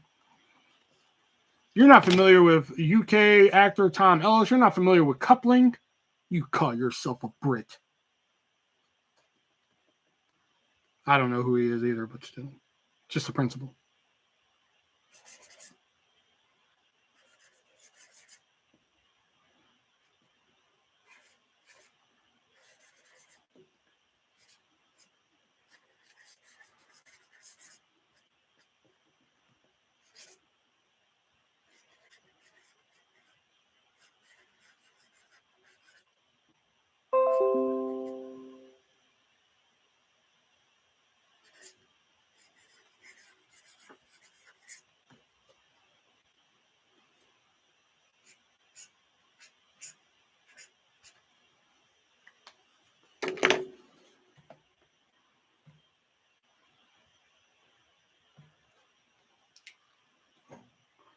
Oh, from Lucifer. Oh, okay. Yeah, he's actually filming it right now, Jason.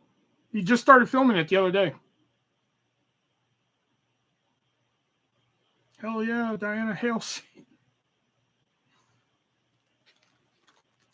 So if somebody ever does pony up the $100 for the action figure, it's signed.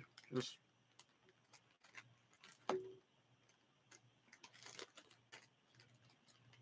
I doubt they ever will, but I mean, it's there if they want it. Because it's the only one I have.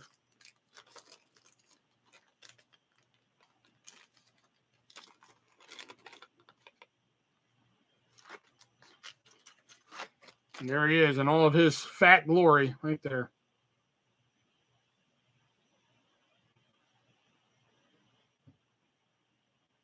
Look at that. Look at that ass. The next one I get done, he's going to have some fat fucking calves on him. I'm going to tell you that right now. If I ever get another one done, man, he's going to have some fucking ginormous calves. Let me tell you. He's going to have like calves like fucking out to here. Just man, just... How did you get the action figure made? Was it pricey to get custom made? No, it was actually fairly decent price. There's a guy on not YouTube, I'm sorry. Instagram.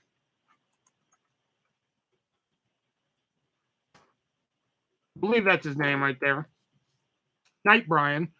I'm going to purchase and make love to that action figure. Oh. Now I don't want to sell it.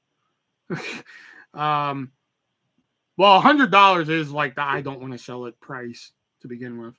But there was two prices. Like this right here is like basically the like I'm a cheap bastard price, because the original price that I was gonna have with it was because he does them like where you can get it like in packaging and all that, like official packaging and shit, like you're buying it at a store and shit. So that was gonna cost me $50. And I was going to do that. That's the one I signed up for and shit. But then I was just like, is there like a cheaper version? Can I get one like without packaging? And he was like, the best I can do without packaging is $35. And I was like, Okay, give me that one right there. And he hooked it up and shit. So, and it also comes with the old World Board Game Championship belt right there. So he did take some creative liberties with what I told him to do, but I understood every single fucking creative liberty that he took. You know, fucking loved it. I felt my money was well justified.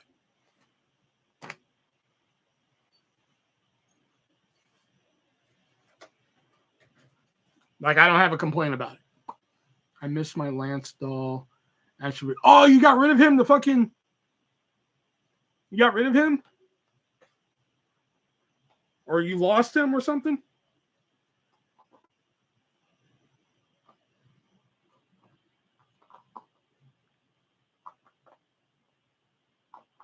Hey, hey. Bye, bye, bye, bye, bye. You want to make it tough.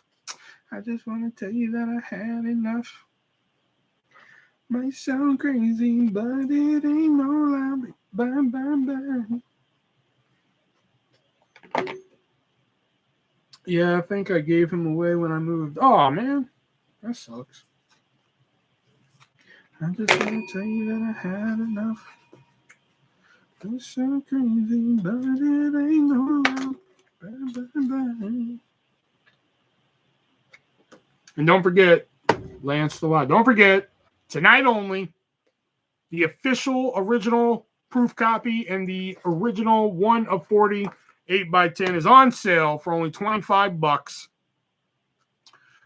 Usually 30, but $25 shipped for that. If you want that, let me know. What did you think about Don't Breathe 2? Didn't watch Don't Breathe 1, so I don't really have an opinion. 8x10s are $7 tonight only. 2 for $14 if you're nice. I sold all my action figures years ago to buy a PS1, but kept Ultimate Warrior and Hogan.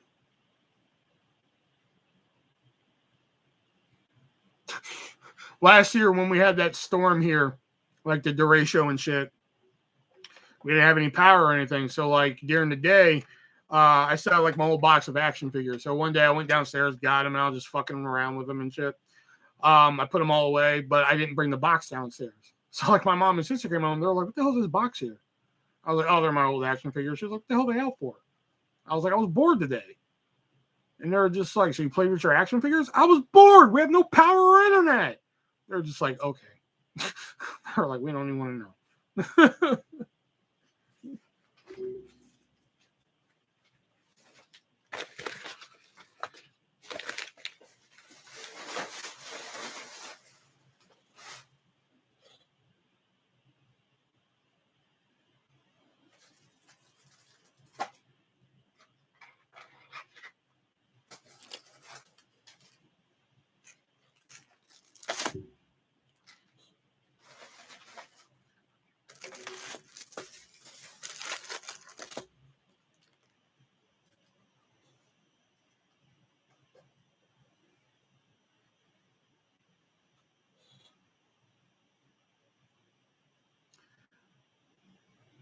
I prefer the OG Night of the Living Dead, but I do love the 1990 remake. I just watched the 1990 remake like about 2 weeks ago.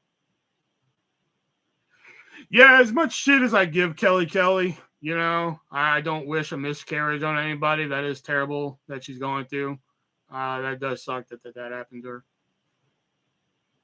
You ever seen Corner Gas? Well, I never seen it, but people told me, dude, Corner Gas is like one of my fucking favorite shows, man. Man, I think we did like there's an episode of the podcast where like somebody just asked nothing but Corner Gas questions, dude. You know? And if somebody's feeling really ballsy, I'll even sell the original fucking World Board Game Championship. Come on.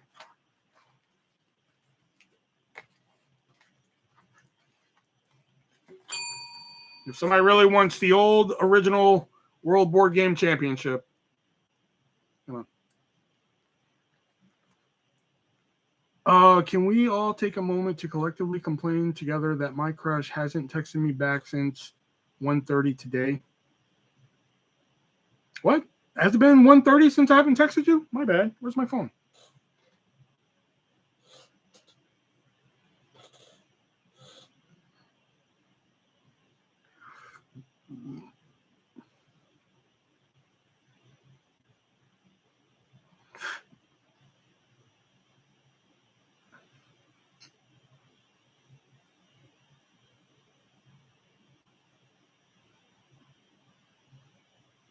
Yeah, I can't wait to see that anime Night of the Living Dead. That actually looks pretty cool. I'll probably check it out. They kind of made one a couple of years ago. It was called Night of the Living Dead Reanimated, and I didn't like it.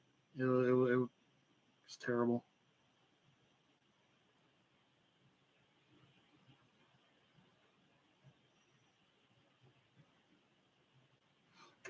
So if anybody wants to make an offer on this, I'll sell it to you.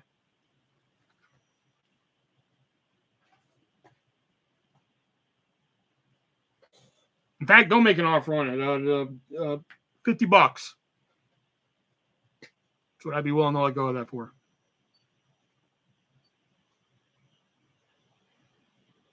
Nah, you know what? 40. $40. $40, you can have it.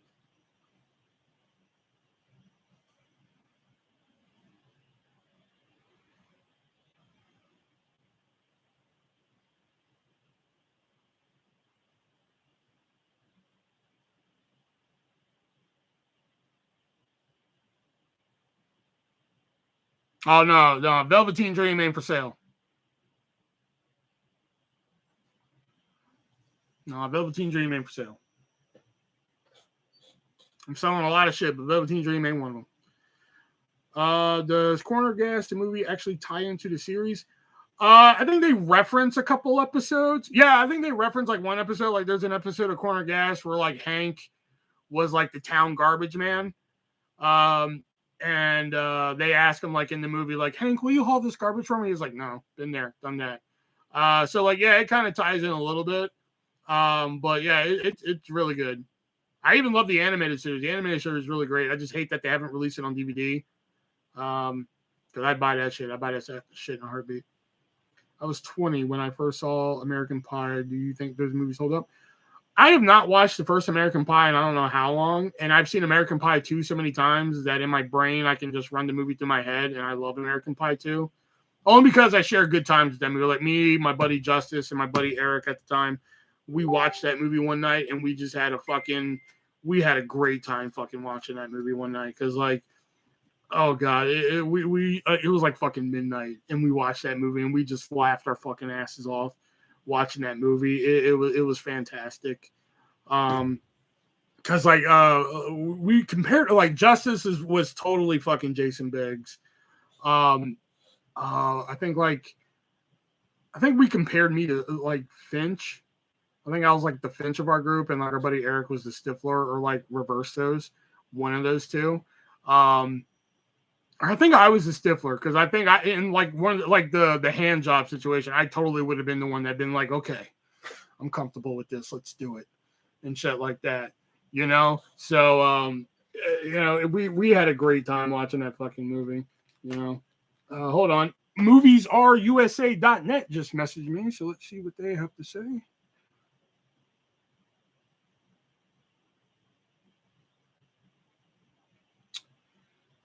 Yes, Justice. Yeah, I still talk to Justice. Yep.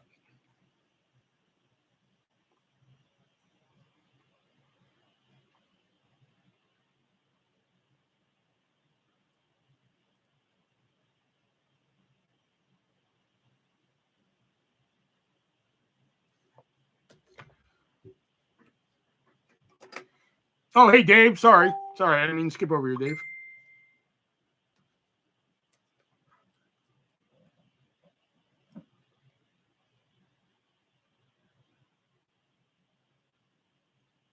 Just a second, guys. I agree, artist. I would let a man give me a hand up. Okay.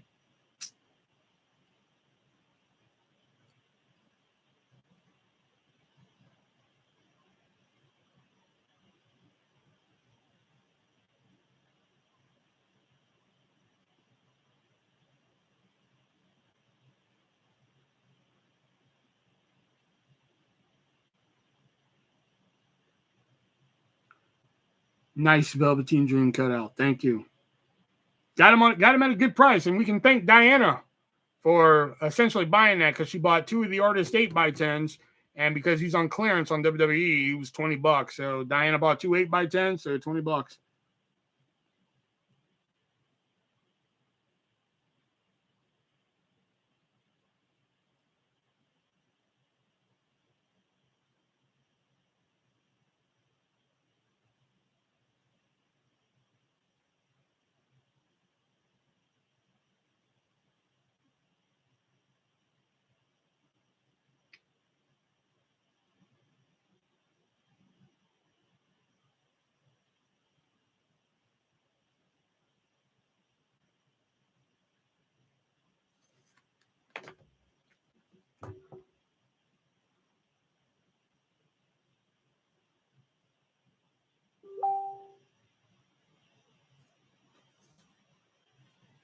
Push my luck there.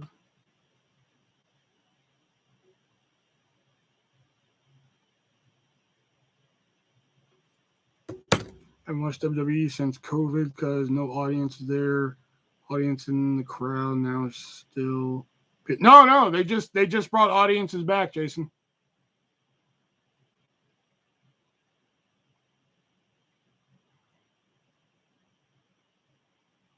I don't think the wedding is great. Oh, American Wedding. I love American Wedding. I think American Wedding is great too. I used to have a snow globe where when you shook it, it was Jason Biggs's hair. It was Jason Biggs's hair coming out of the window and shit. It was awesome. Movie fan, you're not missing much anyway. Yeah, he's not. He's not lying. We didn't effectively complain.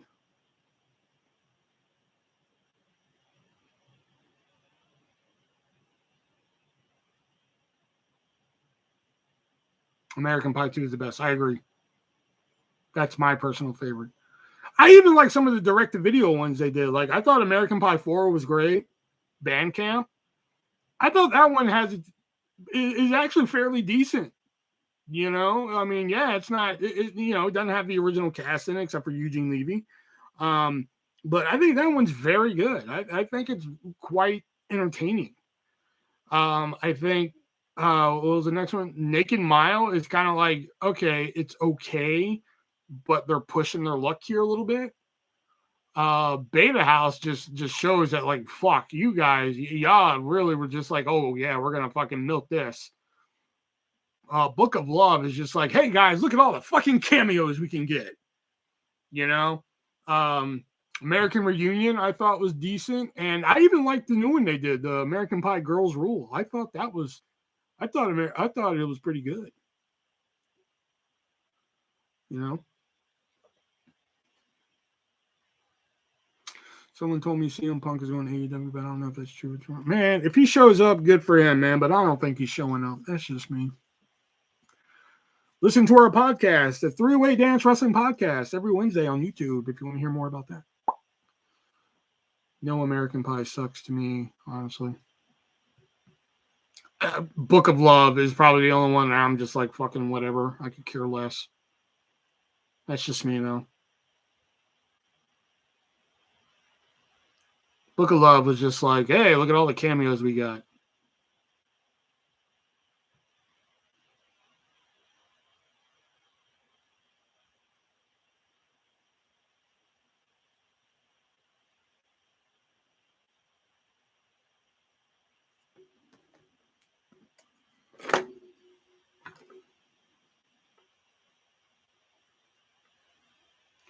So watching your podcast, what timestamp for trivia? It is, let me get it here. I'll get it for you. Hold on. 13 NXT. I was like, because that was my logic with Ken Shamrock. I was like, King. Yeah, he did. Yeah. Shit, yeah. So, we are going to move on to our trivia game this week. And the advantage... Oh, but before we get to...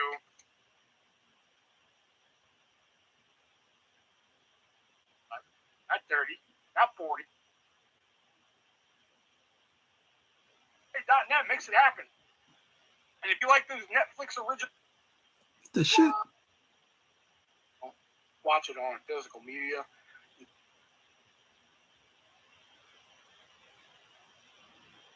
Book of Love is only a one-time watching. Agree. All right. So let's get into our trivia. 47 minutes and 38 seconds, Dave. Naked Mile and Beta were cool. Naked Mile is like, okay, this is all right, but like you're really pushing your luck here with this direct-to-video series. And Beta House was just like, okay, come on. Yeah, thanks, artist. No problem.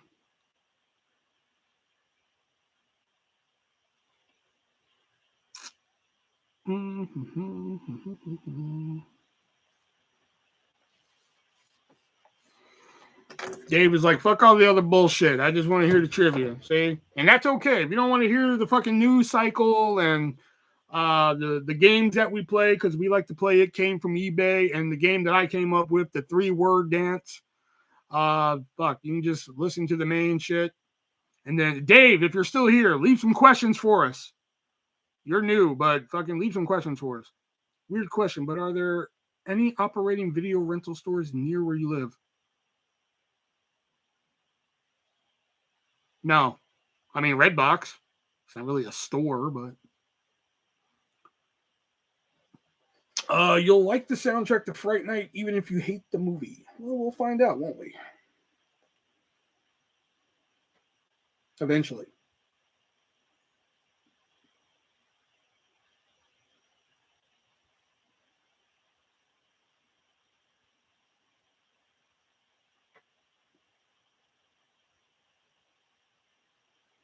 There's a mom and pop video store where I live. Damn. Mom and pops are pretty cool, man. Man, I don't think, when I was doing my video store memories video, I don't think I ever made a video on Major League Video.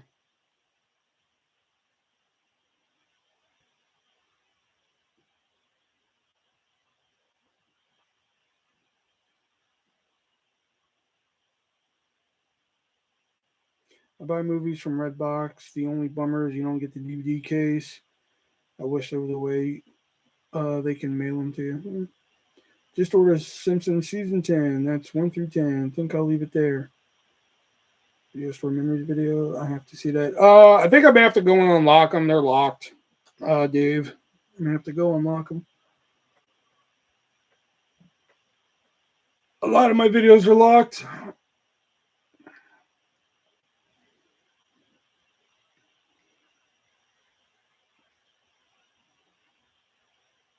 They only sell gay porn.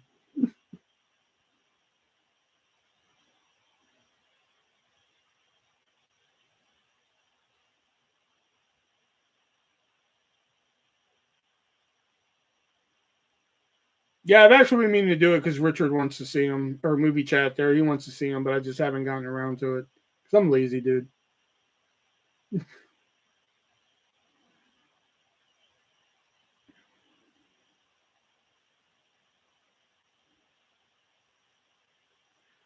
I have. I used to work for Blockbuster Video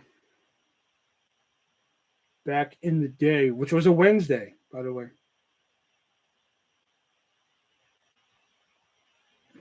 Whenever somebody says back in the day, they mean it was a Wednesday. Just fun fact.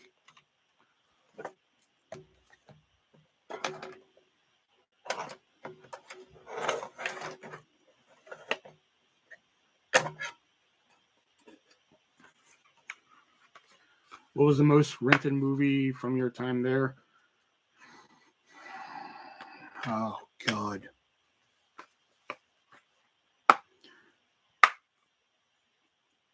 I'm dying. You're dying again, Jax? Didn't you just say you were just tired earlier? Snow Dogs, yeah. I wish it were Snow Dogs. I don't know. Stand and Deliver was one. American History X was one.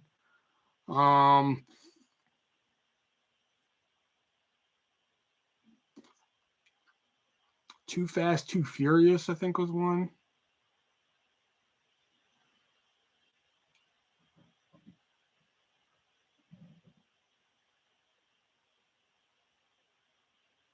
Oh my God, this MTV movie called All You've Got.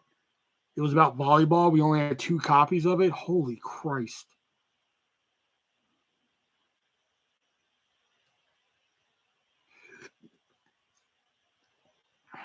Pretty much any urban movie that came out, because we were an urban store. I was like the only white guy that worked there. So whenever something fucked up and somebody called and said somebody had a problem, well, who helped you? Well, the white guy. Will, you messed up. How do you know it was me? They said the white guy. Fuck. If you had to vote on the Friday the 13th movie watch along, what movie would you choose? Part 8.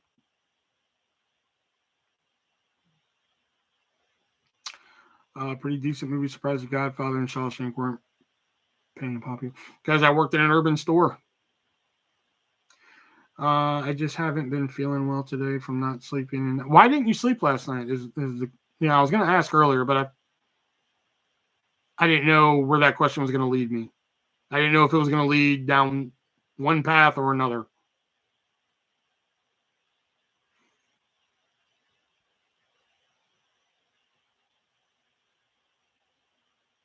I think the last autograph I got hung up on. Oh, you got Carrie Ellis. Oh. From Saul. Well, that's what I know him from. That and Robin Hood, Men in Tights.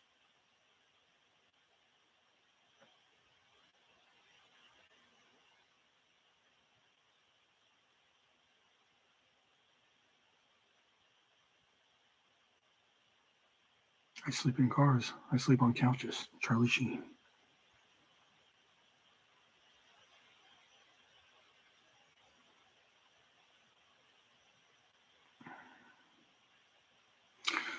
Oh, Saul, for sure, Dave. Saul. Easy. The picture is Saul. He's in the pigment. Oh, that's dope. I'd like to have that. That's dope.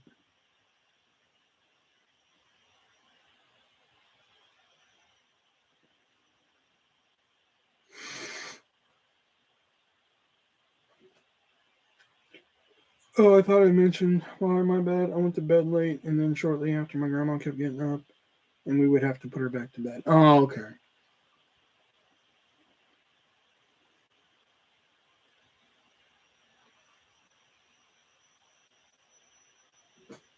Welcome to having a child, Jax. Oh, Nightmare on Elm Street, for sure. Spiral is an okay movie. Oh, man. Like, I watched Spiral. I think I have to watch it again. But, yeah, I thought the ending was really good. I didn't call it because I was just like, oh, shit. Okay, I didn't see that one coming. But I was just like, I got to watch it again. And she kept doing it from like 3 to 6 or 6:30. Damn. What's the longest you ever stayed awake? My record is 2 days. Jeez Louise. I think mine's about 24 hours, though. Maybe a little more. Because I think I drove practically all night one time to go see the kid. And then I got there, went and visited. Like, we went and had lunch with her. Or I went and had lunch with her, I should say. And then went back to the hotel, kind of grabbed like a cat nap. And then went and saw her for dinner. Or like went to her house and hung out with her and shit. And then went back to the hotel and then like passed out till morning and shit. So it was about like 30 something hours, something like that. Almost about 2 days, but not 2 days exactly. Yeah, but children learn. Just gets worse. I want to see the new Candyman. I have no interest in Candyman. And I got some naps in, but it's not the same. It kind of is. You're about there.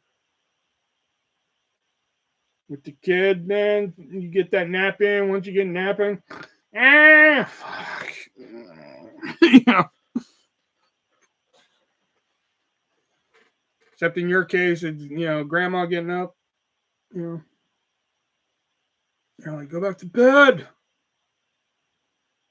You're like, grandma, does this rag smell like chloroform?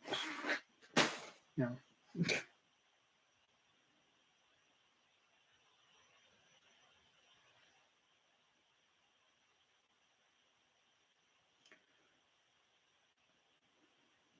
I'm glad I read that in my head before reading that out loud. You're a sick man, Brett. I don't sleep. I wait.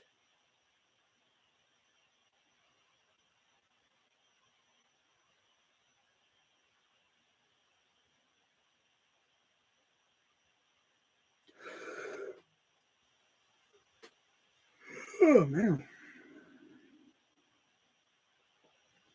It's just like a 2-year-old, though.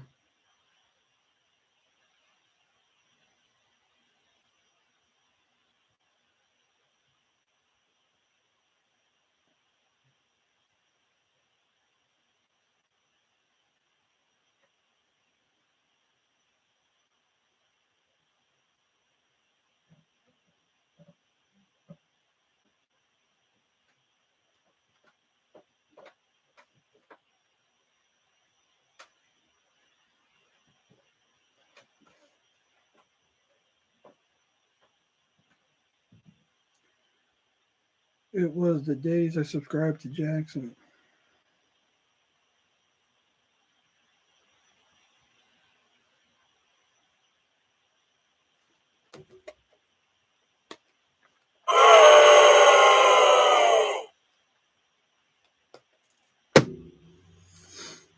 Two and a Half Men or Friends? Neither.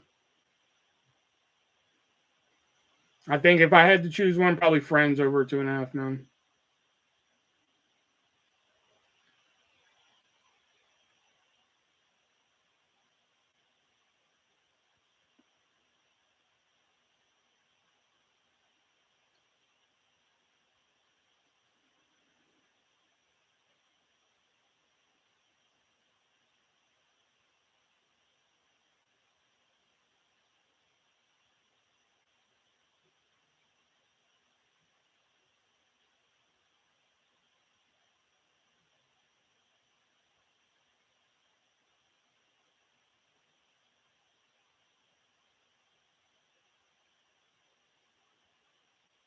How I Met Your Mother.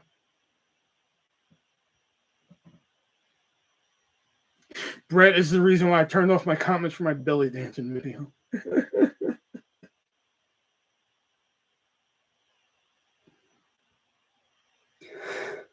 Do you think Sheen was fired too soon? I'll say no. I just think they did him dirty. I think they lied to him because the story I read about Charlie Sheen was, I meant people like Brett. Okay. The story I read was, we found a replacement for Charlie Harper. So in my brain, that meant, oh, they're going to still have Charlie Harper, but somebody else is going to play him. But then all of a sudden they killed him in the show. You know, so I thought that was wrong. I thought they did him dirty on that. So just my opinion. Hey, Will, go suck your big ass, you know.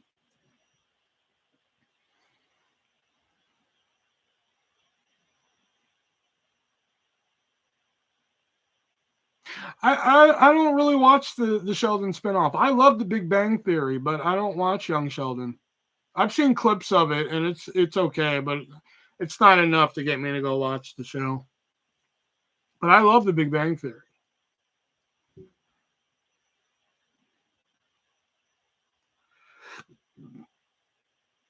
Yeah, he was on there a while.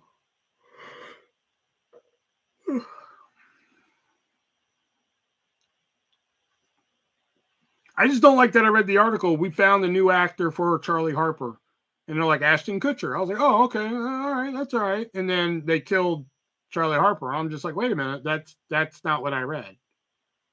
You know?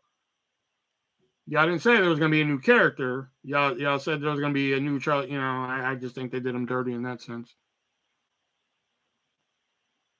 Like, I think it's dirty that how they killed Roseanne. You know, they said she died of an opiate overdose in that show. And I was like, whoa. I was like, damn, yo. They set it up. I mean, like, they set it up perfectly how to kill Roseanne without even knowing they did it before that bullshit happened. And that is, all they had to do is that she went in for her knee surgery, because that's what happened at the end of season 9 or 10. I mean, she went in for a knee. So when they came back without Roseanne, all they had to say was that she went in for a knee surgery, complications with surgery, and they lost her, because shit like that happens all the time. You know, that's all they had to say. You know, but they were just like, no, she had an opiate addiction and she fucking OD'd. I was like, damn, dude.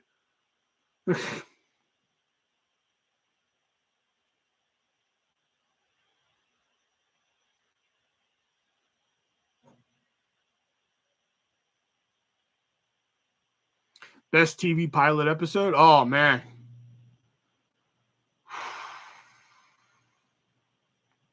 There's a lot of good ones out there, Dave. I think The Wonder Years has a great pilot. Say what you want about the show, but I think Desperate Housewives has a great pilot. I think Lost has a great pilot. They were mad. Yeah, they were pissed, man. Trying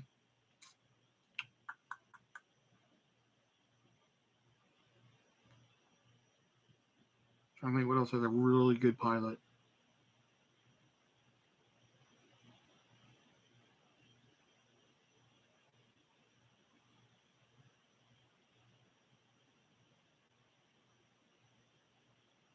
How I Met Your Mother was a good pilot, but I think there's better episodes than the pilot in How I Met Your Mother.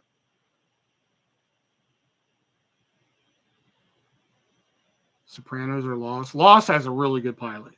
Lost has a fantastic pilot.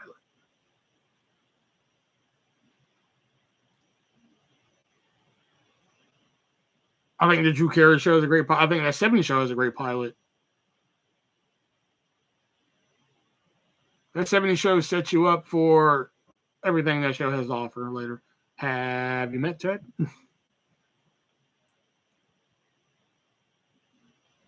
I tell people, like, even though Desperate Housewives doesn't seem like a show that guys would like, it is. And I tell people, watch the pilot.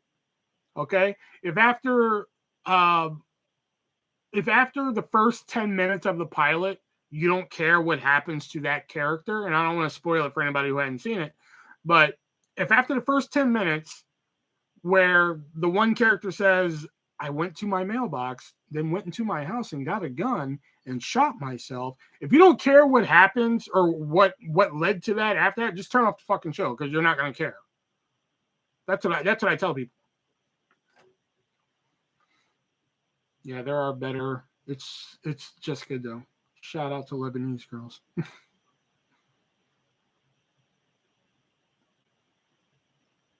EH, it's okay. That's what I tell people because like my baby mama, when I tried getting her into it, she was like, I don't want to watch it. It's just about a bunch of bougie women. And I was like, watch the pilot. Watch the first 10 minutes of the pilot. And she was like, okay, I'll watch the first 10 minutes. I was like, okay. So she watches it where that character, I don't want to spoil who it is in case anybody wants to go and watch it.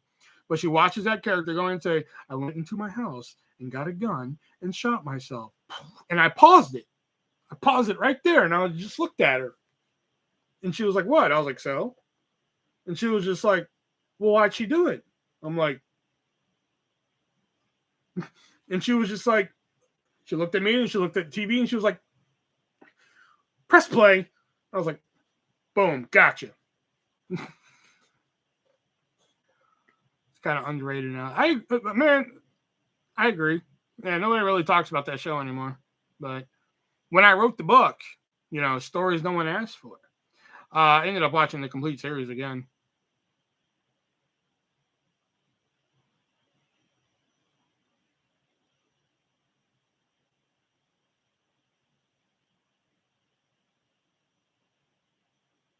Because they added it on IMDb TV. Then I'm watching the whole fucking thing. Were you a fan of the X-Files? Man, I don't hate the X-Files by any stretch of the imagination. But like I just never got into it. It's one of those shows I've been meaning to fucking like buy on DVD, but it's always so fucking expensive. It's like, here, you want all seasons of the X-Files? Here, $400. I'm like, okay, never mind. I don't want it that bad. Around the time the second movie came out, I want to believe I bought like a 10-disc episode sampler, whatever, called Revelations. And it had some good episodes on there that I really liked. Plus, I saw one from like the newer season, like season 11 or 10 or something. It was based on the Mandela Effect. That's the only reason I went and watched it. And I thought that was an amazing episode. I was like, man, this is tremendous. This is a tremendous fucking episode. So, I mean, it's a show I wouldn't mind getting into, but I'd have to buy like the whole shebang in one thing. Friends was a pretty good pilot. I never watched the pilot, I don't think. Oh, yeah, because I've seen season 1. Yeah, so I have seen it. Like I said, 1 Years has a great pilot. 1 Years introduces you to those characters perfectly. Gives you a little bit of emotion, a little bit of fucking music. Perfect. I can't get into the X-Files. I'm out of my drugs. Mandela Effect episode was weird. I know, but it was so good. It was so fucking good. I loved it. Loved every second of it. Then the twist at the end and shit. It was so good. I loved it. Like I said, I don't even watch like the whole series, you know, but like I understood what was going on and shit. It was so good. I loved it. X-Files episode where Burt Reynolds plays God. That one I haven't seen.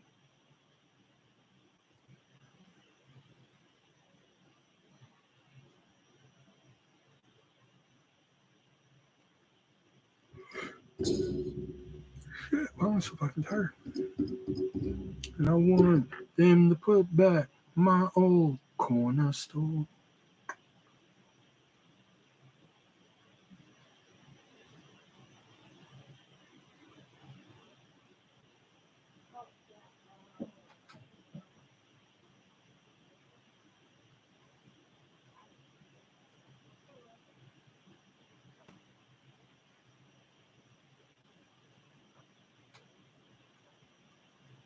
Never watched Dexter. Heard it was good. Never watched it though. Like I heard about the season with the Trinity Killer and shit like that. I hear that's phenomenal, but I just never watched it. I'd love to know the complete. Oh, I'd love to know the Barney's complete Get Sykesy. I know it starts with "You give love a bad name." X-Files in my folder name of sex videos. X-Files is my folder name of sex videos with. You are a horrible person, Brett.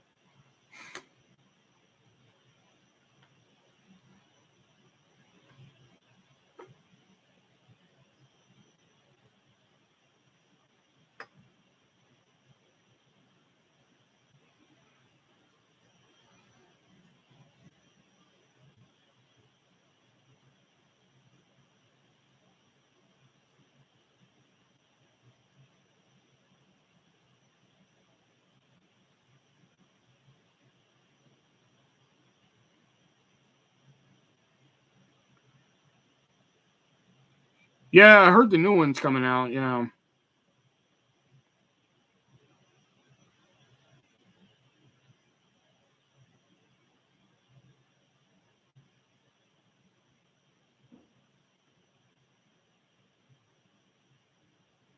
Silly Big Head, what's going on, my man? I haven't seen you in here in a while.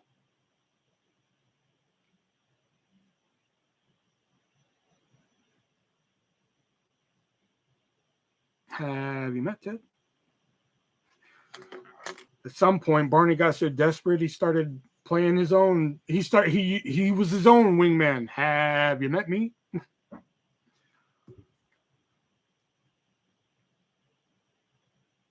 Love Lost and the X-Files. Richard, I can tell you Barney's Get Psych songs for $10.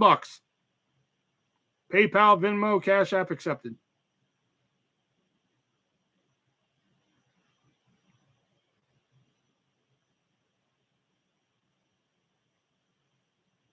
Barney is the real hero of the show. Oh, totally.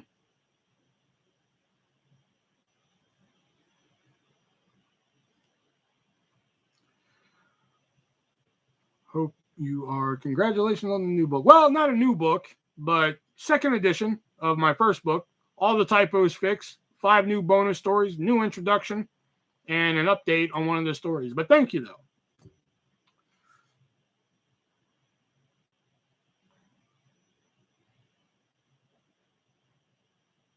People came with the collection, didn't they? No.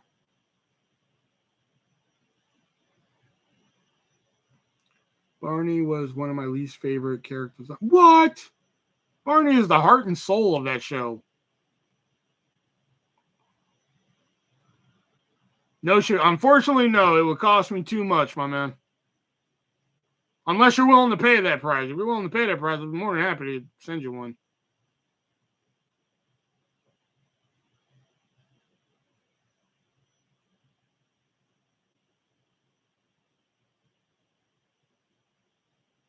Michael C. Hall is Dexter.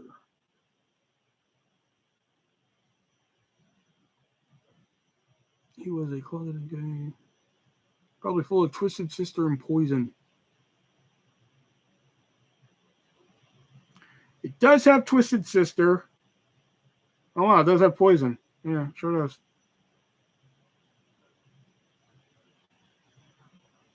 All right, for those of you who don't know, this is Barney's Get Psyched mix, since it doesn't look like Richard's going to pay up. So it's, of course, You Give Love a Bad Name by Bon Jovi. I Want to Rock by Twisted Sister. The Humpty Dance by Digital Underground. Don't Stop Believing by Journey. You're the Best Around by Joe Esposito. Lick It Up by Kiss. Paradise City, Guns N' Roses. Tom Sawyer by Rush. The Transformers theme song. Dancing with Myself by Billy Idol. Rock You Like a Hurricane by the Scorpions. Come Sail Away by Styx. Freebird, Second Half Only by Lynyrd Skynyrd. Panama by Van Halen. Jesse's Girl, Rick Springfield. Talk Dirty to Me by Poison. Thunderstruck by AC/DC. High Enough by Damn Yankees. Hip Hop Parade by Naughty by Nature. Dr. Feelgood by Motley Crue. Round and Round by Rat. And as a bonus track, Porcelain by Moby.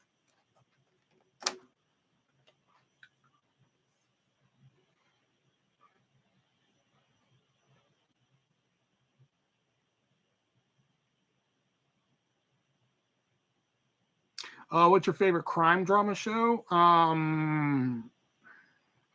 don't really watch crime drama. I watch more true crime. And I guess that would probably be, they don't make it anymore, at least the last I checked, but that would probably be Murder Made Me Famous. And then after that, I'd probably say Your Worst Nightmare. I really like. I actually know somebody who was on one of those shows. They unfortunately, they were the victim. They were on The Killing Fields, season 2. My friend Liz, who unfortunately was murdered. Yeah. I've made love to all those songs. Okay. I like Cold Case, but I don't think it's on no more. Nope, not on no more. Jax would know.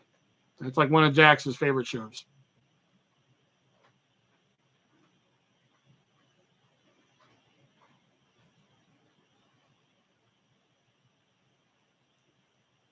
Britain's Most Evil Killers and World's Most Evil Killers. They used to have one, it's either Australian or British, one of the two, called 999 Killer on the Line. It was a good episode on Jennifer Pan. That was pretty good. What happened with your friend? Tell the story, please. And you can, if you guys have Discovery Plus, it's only available on Discovery Plus, unfortunately. Season 1 of The Killing Fields is on Investigation Discovery, but unfortunately, season 2 is not. So if you want to watch the episode on this, you can go to Discovery Plus and watch The Killing Fields season 2. I believe it's season 2, episode like 6 or 7, something like that. Used to play on Ion, but I haven't seen it come on in years. So, back in the days of MySpace, there's, way back in the days. Any opinion on John Benet Ramsey? I haven't done a lot of research on John Benet. So back in the days of MySpace, I used to just set the settings to local and try and meet people. And I met this girl named Liz, and I only met her because she liked wrestling. Her picture was of a wrestler at the time and shit like that. And she went to the local high school. There was Eisenhower that I went to, and then there was Scarborough. She went to Scarborough. And so we got talking on MySpace. We eventually became cordial. And then it moved to AOL Instant Messenger. That tells you how long ago this was. So I was working at Blockbuster at the time, and she needed a job. So I told her, I was like, hey, we're hiring. Why don't you come in, put in an app, and I'll put in a word for you if you pass the app. Because the application on Blockbuster was like fucking ridiculous. It was like a test and shit.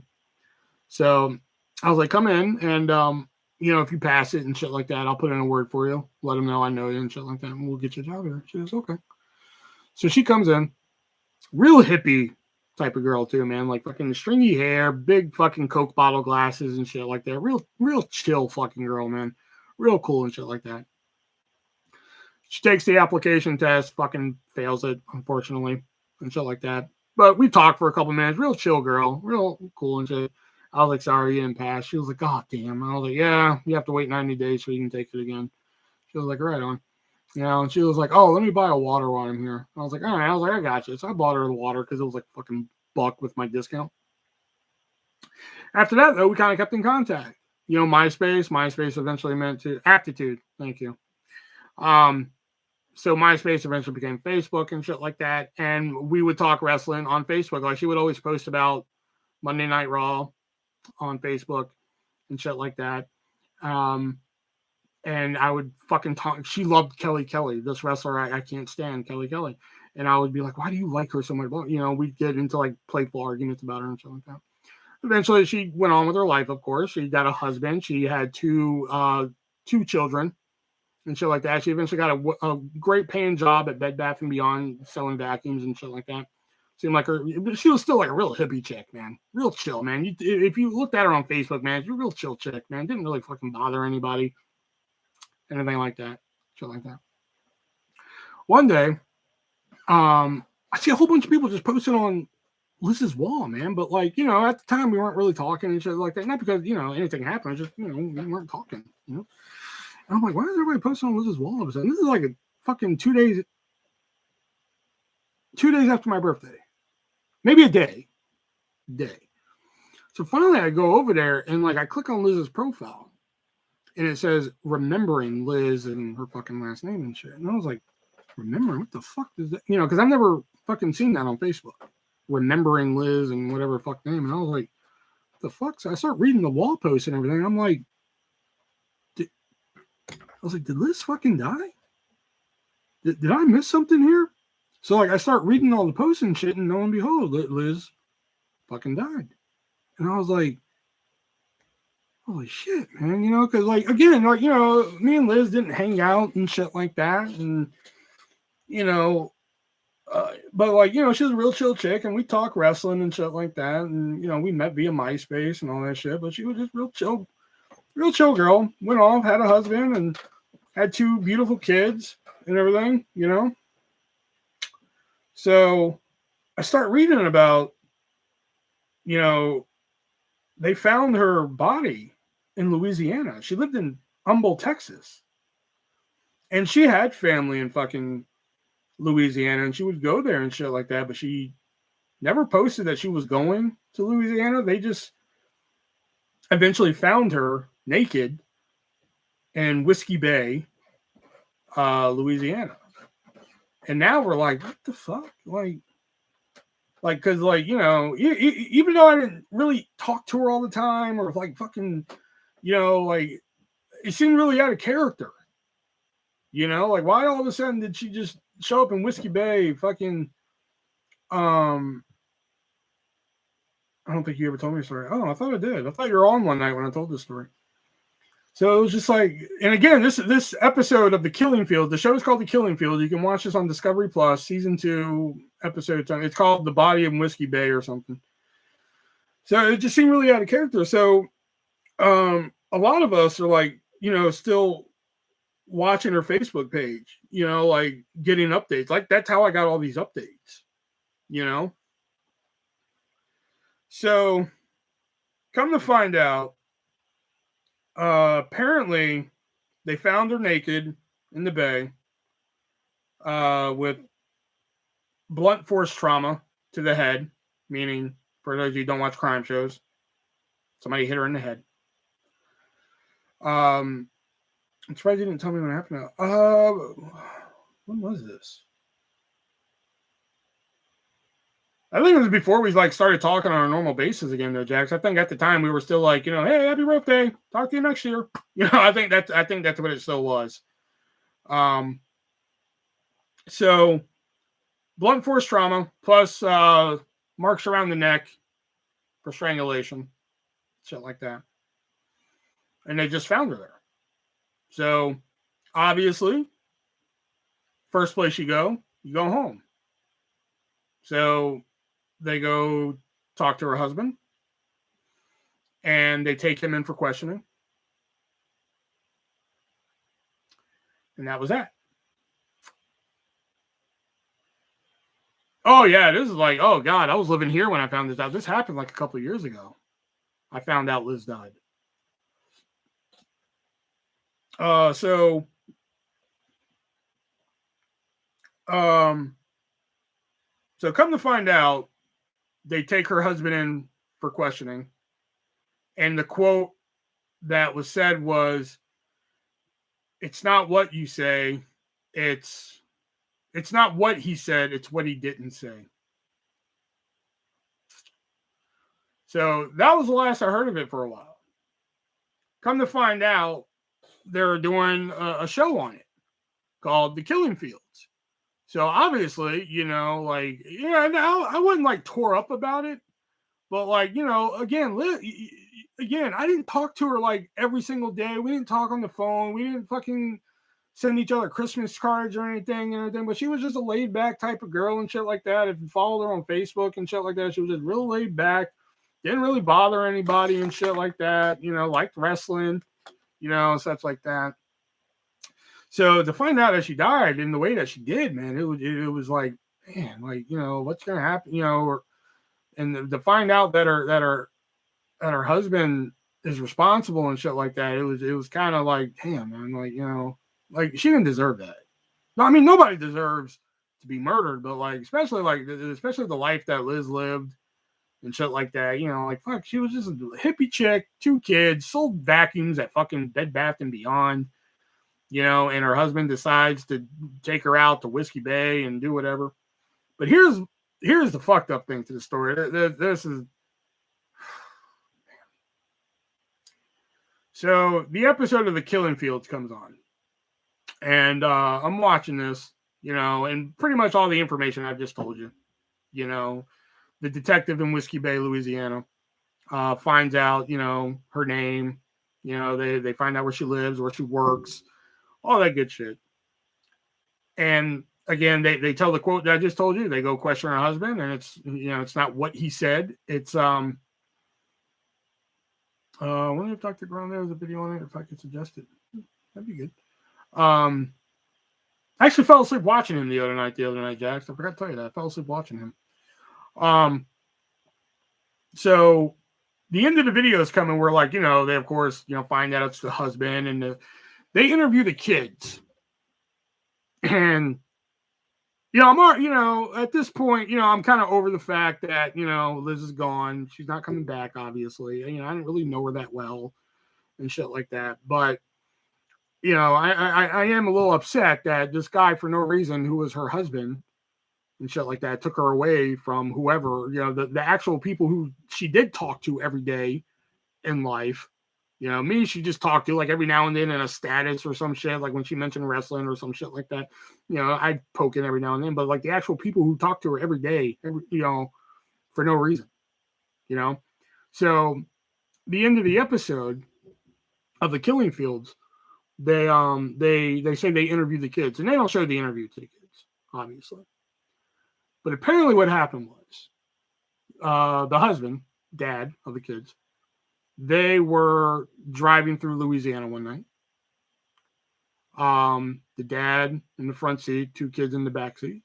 Now, I don't know which kid said it. I don't know our kids' names, and even if I did, I wouldn't say them here, but one of the kids apparently told the police officer that while they were driving through Louisiana, he stopped in the middle of a road. He stopped in the middle of a road somewhere. He stopped, got out of the car, opened the trunk, removed like a large bag of something from the trunk, and threw it over the bridge. Got back in the car, and they drove off. Meaning the son of a bitch dumped the body, whipped the kids in the car, and left.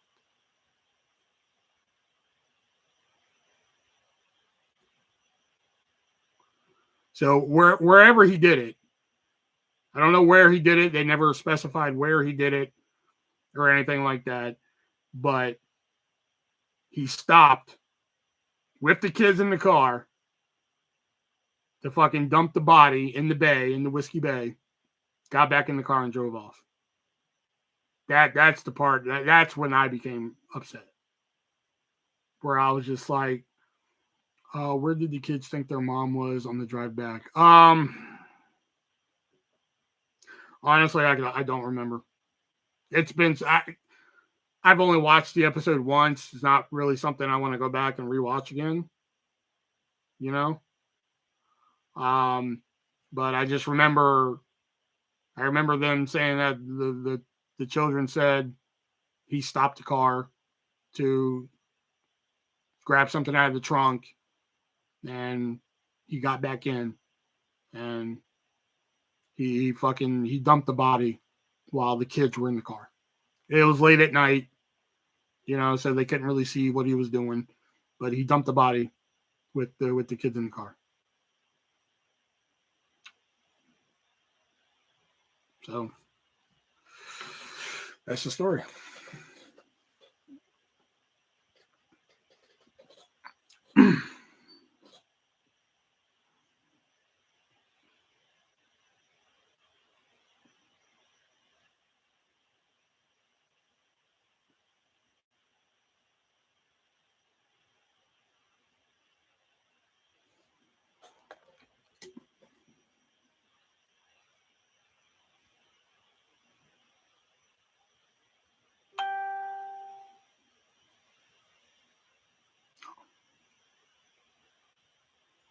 And that's all the time we have for tonight.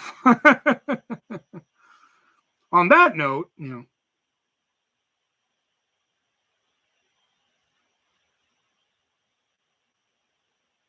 does anybody want fruit or dessert?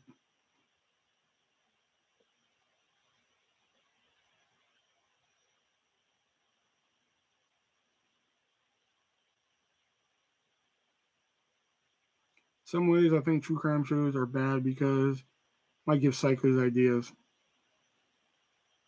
I can see your logic with that.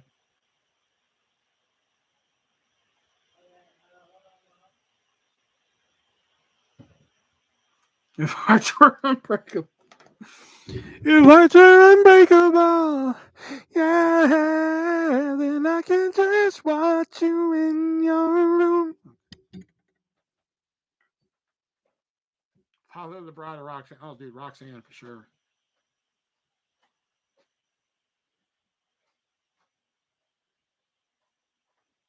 And finally, Dirty. Your name wouldn't happen to be Dick, would it?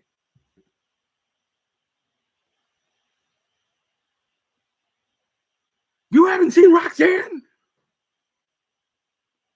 That's 2.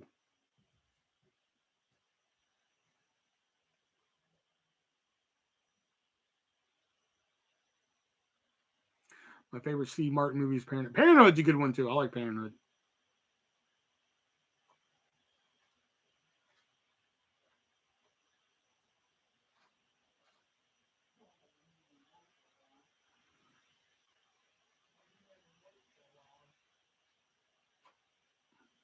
Who sings "Let It Go" cover? I forgot. Dead by April. What CD? They actually did not put it on a CD yet. It's just a single. Like all the last few songs they come out with, it's just been singles. They're taking their sweet ass fucking time releasing a new CD, and it's pissing me off. Like Let It Go, Bulletproof, Let It Go, Heartbeat Fading, Collapsing. Wait, Heartbeat Fading, Let It Go, Bulletproof. Wait a minute, hold on. I'm missing a song in here. Because they had one before Bulletproof.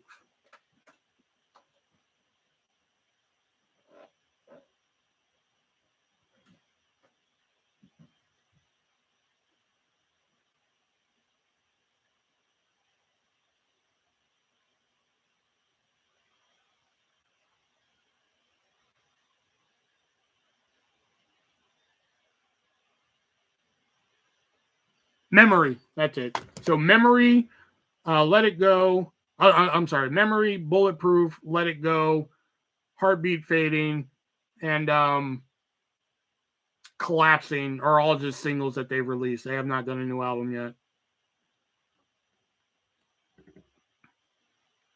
Oh, in memory symphony version, which is fucking phenomenal. A psycho is born, a sociopath is made. Bundy was a mix of both. Perfect storm. I think psychos and sociopaths have screws missing in their brain. They still deserve the rot though. The most interesting serial killer to me is Dom. Dahmer's pretty interesting. He's a kooky one, but interesting.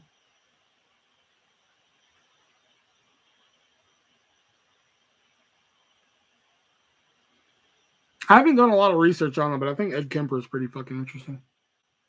He's not a serial killer, but have y'all ever heard of Jared Murray? The polite killer? Have y'all ever heard of this guy? I just discovered him like a couple weeks ago, man.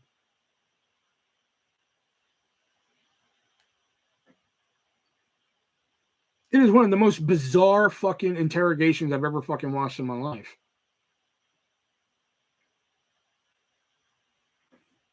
I still don't know the Dahmer story. I don't think. Still learning about them, but sometimes it's too much. No, I hear you. There's sometimes I'll be learning about these serial killers and shit, and I'm just like,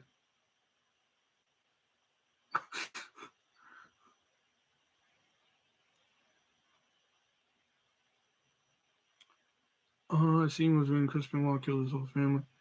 Probably the most shocking moment of wrestling I seen was when Chris Benoit killed his whole family. You saw that?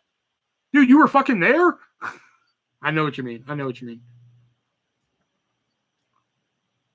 We actually talk about that on my podcast, the Three-Way Dance Wrestling Podcast, every Wednesday on YouTube. Don't forget. Nah, you're not going to forget. Yeah, you will.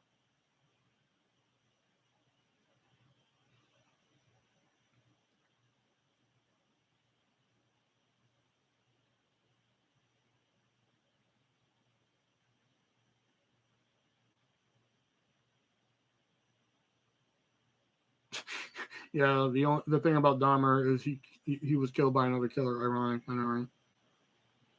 That's why I like Dr. Todd Grande on YouTube. He doesn't have the creepy, suspenseful music and gruesome pictures. Yeah, I kind of like. I mean, that's okay too, but like, I kind of like visuals. Sometimes I like visuals. Sometimes I just want to listen. Especially like when I used to color. Sometimes I just want to fucking color and just like just listen as to what's going on and shit like that. But sometimes I need visuals because that's why I'm coloring. I need to know what you look like. I need to see pictures of what you are. Sometimes what they're wearing in my picture is what they're wearing on the screen, and I want to match the colors and shit like that. I don't like taking my own twist on fucking people and shit, unless it's like somebody I really don't know. I think the only time I really took a twist on somebody was Jerry Brudos. I really took I think I made him wear like a pinkish, purplish type of shirt. Didn't really like how it turned out. I never get tired of watching Manson vids. Total nut job. I have heard a bit of your podcast, and it should have way more views. Well, thank you. Thank you. We have fun doing it.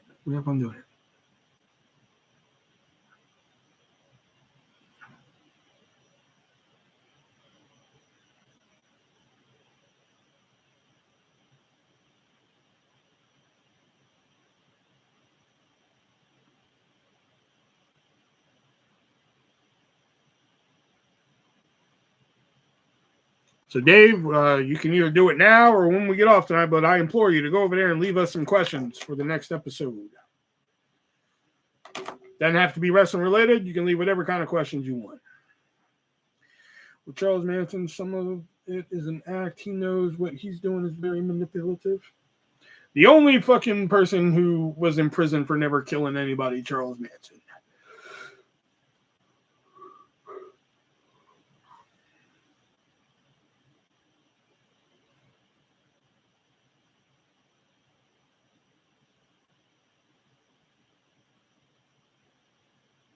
Wolves at the Door is based on the Manson killings.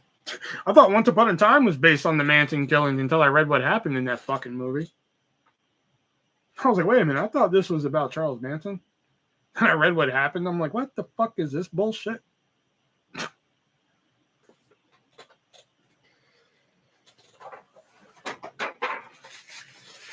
Okay. What was this?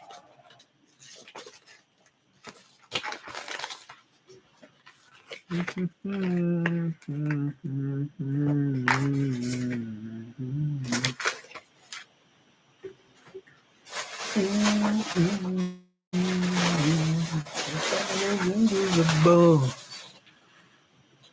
don't know a lot about the Manson story either.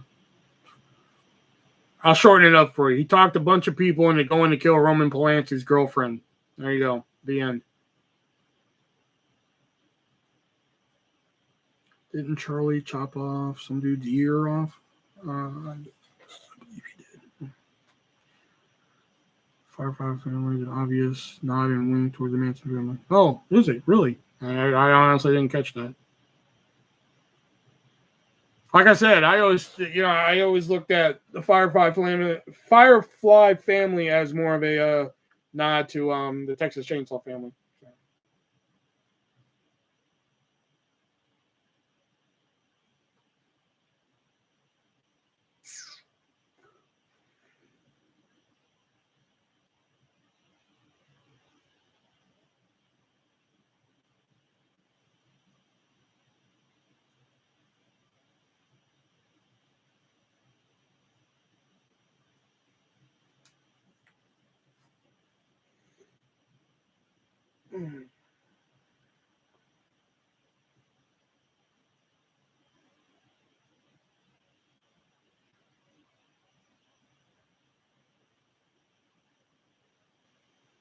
Don't forget, books are available tonight only. $15, no shipping.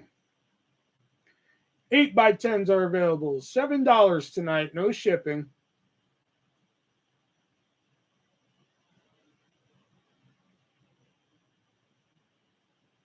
I'll give you the combo deal tonight. If you want a book and an 8x10, if you buy the book at $15, I will give you the 8x10 for only $1.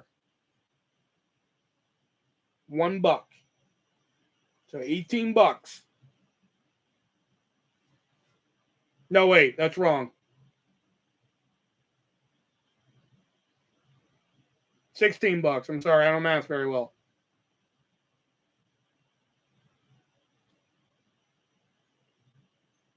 Who's your favorite comedic actor? I don't know, to be honest.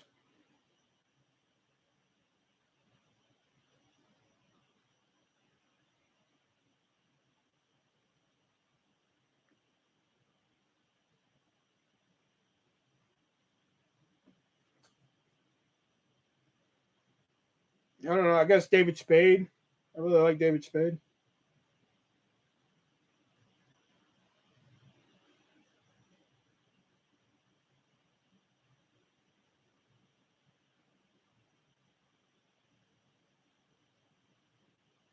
I didn't mean to say $1 earlier. I fucked up, but too late. I already said it.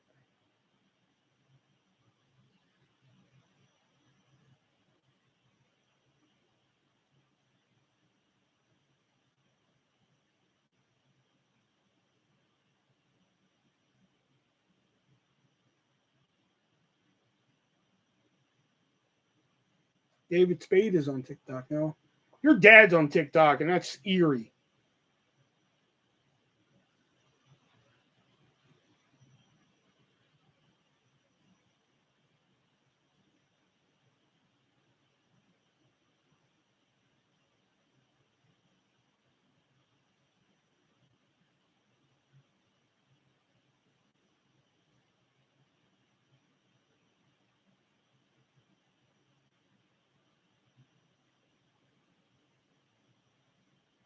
He mostly watches. I don't care.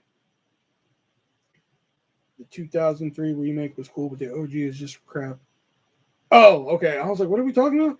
Did you know what I realized today? The OG Chainsaw is one of the worst movies ever made. Man, I told you, I couldn't even finish watching that fucking movie.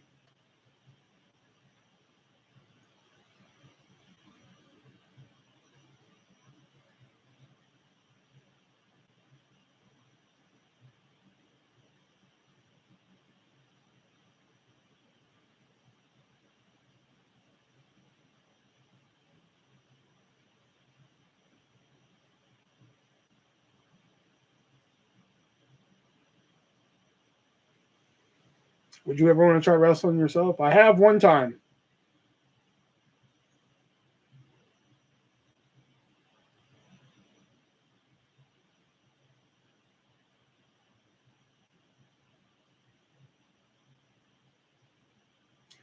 People hold it up as a classic, but at the end of the day, it's just crap. I agree. Same with Halloween and fucking Hellraiser, dude. I know you love Halloween, but difference of opinion here. But how'd it go? Considering I'm sitting here 3 hours in front of 6 people, how do you think it went?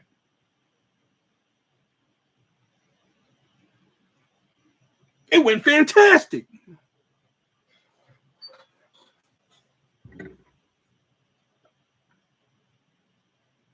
Never seen any of those, as you know. I know, come on, Jax. You'd love Texas Chainsaw Massacre.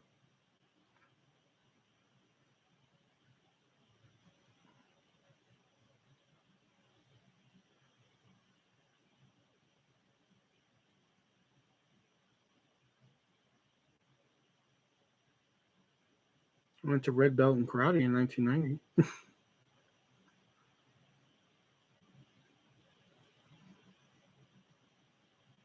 Yeah, Jax, do you still, speaking of Red Belt, you still talk to your one friend who was like in that Chuck Norris movie?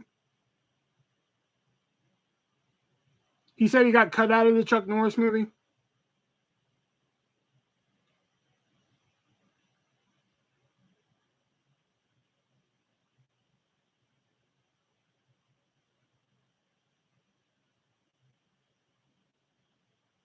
Dude, if I knew his name, I'd say his name. He was at your birthday party that one year when you had 2 cakes made. We also went to Starbucks that year. You were with KP. Fuck. Because I remember meeting him, and he was like, "Oh yeah, I was in Sidekicks." I was like, "You're in Sidekicks? Where?" And he was like, "Oh, I got cut out. I was the kid in the wheelchair." And I was like, "Oh, because you can still see him in the background." I'm not crazy. My mother had me tested. I fucking love that movie. I love Carpool. What do you look like? Oh, fuck.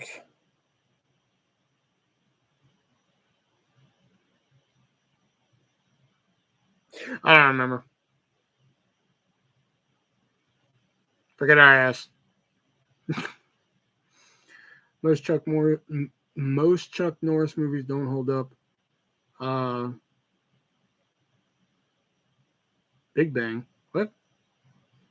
Oh, yeah, he does say that in Big Bang, too, but that's also a line from Carpool. I'm not crazy. My mom had me tested.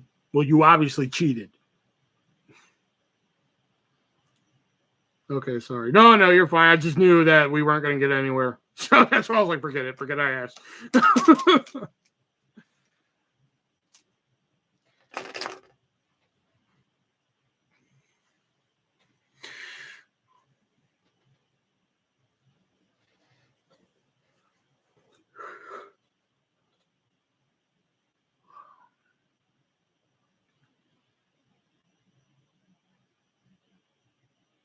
Because if I'm not mistaken, Jax, it was one of the nights of your birthday.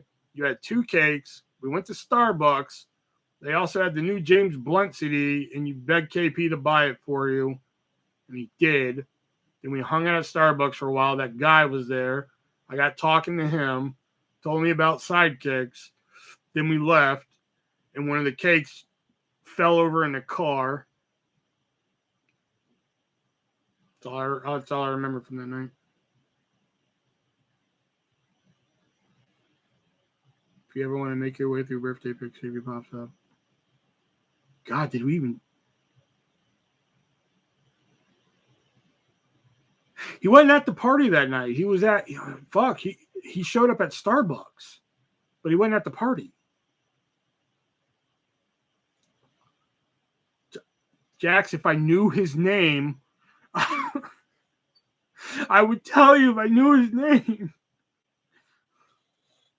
Sheldon Cooper or Steve Urkel? Sheldon.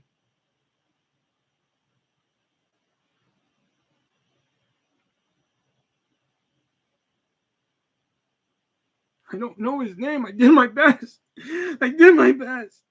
I did my best. White dude, kind of spiky mess here. Yeah. You still talk to him? We're gonna go through all this just for you to say no.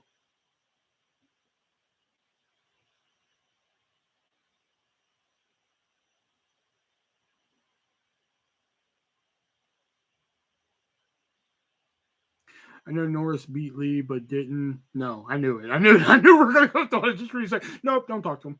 I know Norris beat Lee, but didn't Lee beat Norris like 3 times after? I don't know. I don't know the history.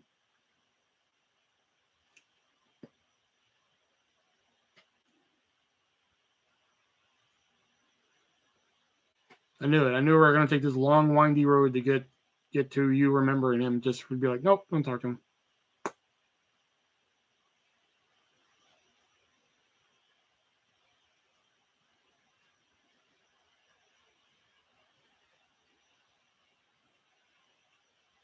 I guess you remembered him, so I guess that's half the battle. Because knowledge is power.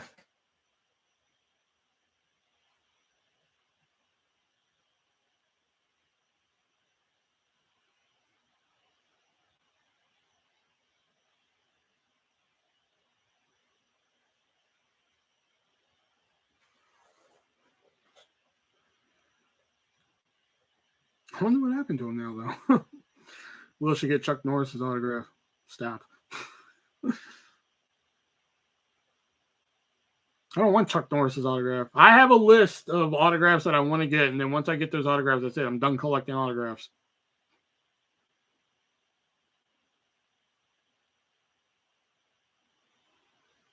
And believe it or not, I already crossed off like 2 hard ones. This one right here, Velveteen Dream and Billy Kay, were 2 ones that I thought were really going to fucking going to be hard to get, but I actually got them. Street fight against Sly or boxing match against Mayweather? Street fight, because then I can use whatever I want.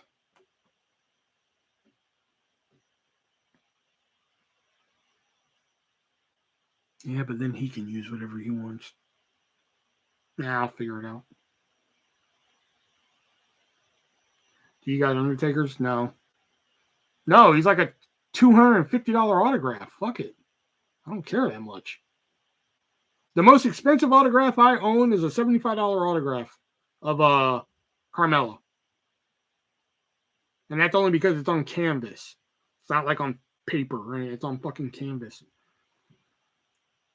Do you use weapons in street fights? I'm going to.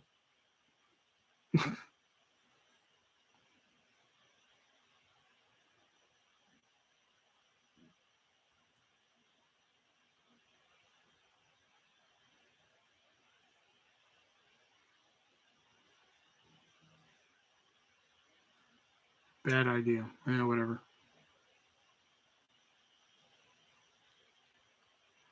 Got Dave Prowse, Carl Weathers, and Dana Brown. Not bad. I have a couple actresses. I think Will can beat Brock Lesnar. Okay. Fucking Brock Lesnar would eat me. Which actor's autograph? The only actors' autographs I have are reprints. So they're like they're actual autographs, but they're reprints, so they're not like official. You know what I mean? Don't see them on Facebook. Trying to track them down now. So I have Margot Robbie, but it's on a picture of Harley Quinn. I have Cher. I have Leah Remini. I have Lucy Liu. I have JoJo Siwa. Fuck you. Don't judge me. I think she's a classy girl.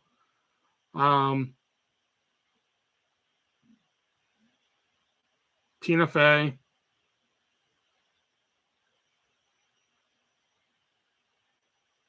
Oh, which actor's autograph do you want to? Oh, no. I don't. Shit. The only actor that I really want and don't have is David Arquette. I'm mainly collecting wrestling autographs, Dave.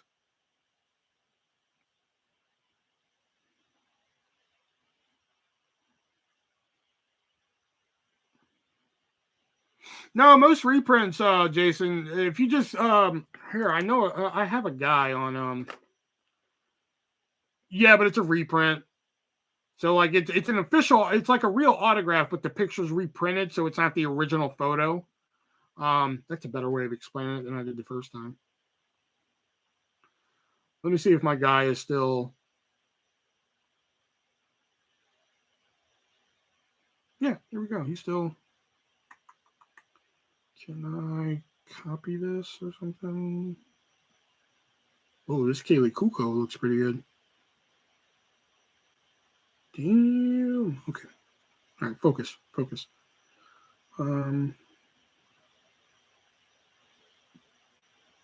we go. Share. Perfect. Copy. Reprints are very cheap. I have Brandon Lee's. That's cool. Also have Charlie Sheen. Yep.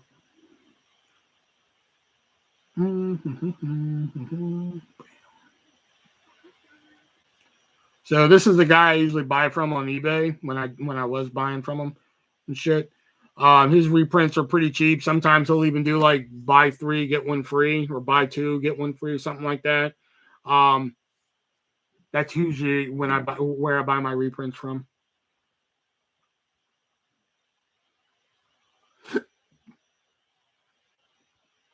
And I only bought the Margot Robbie because it was on a picture of Harley Quinn. I could really give a fuck less about Margot Robbie. I just like the Harley Quinn character.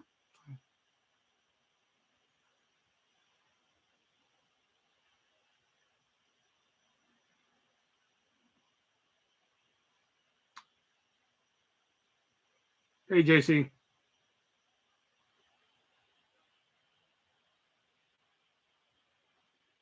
Carrie Heffernan. Yep. And the picture I got of her is nice, too.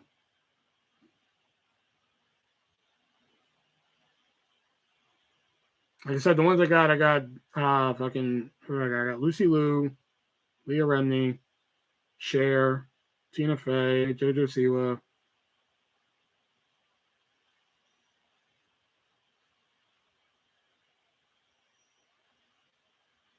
Who are the ones I have?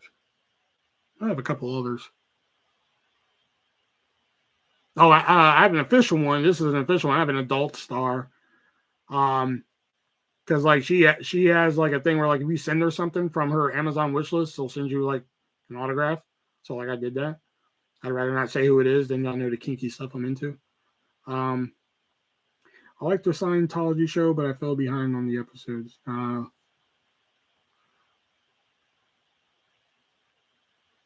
Fuck Charlie Sheen, he molested Corey Haim. If that story is true, he did more than molested Corey Haim. I watched that movie a couple weeks ago. He did more than molest Corey Haim.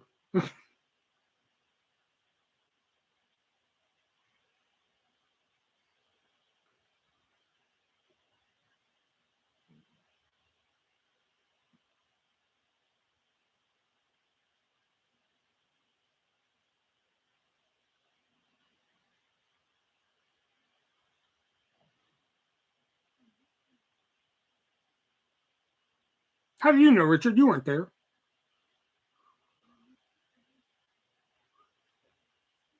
I believe Hollywood superstar Corey Feldman.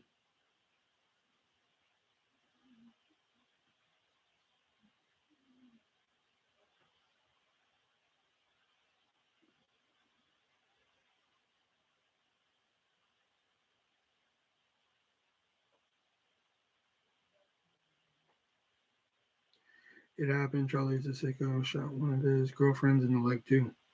Damn.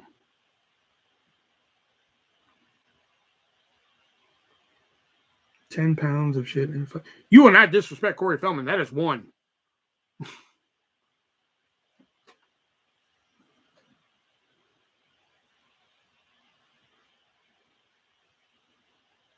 That's an autograph I wouldn't mind having if Dave is still in here as fucking Corey Feldman.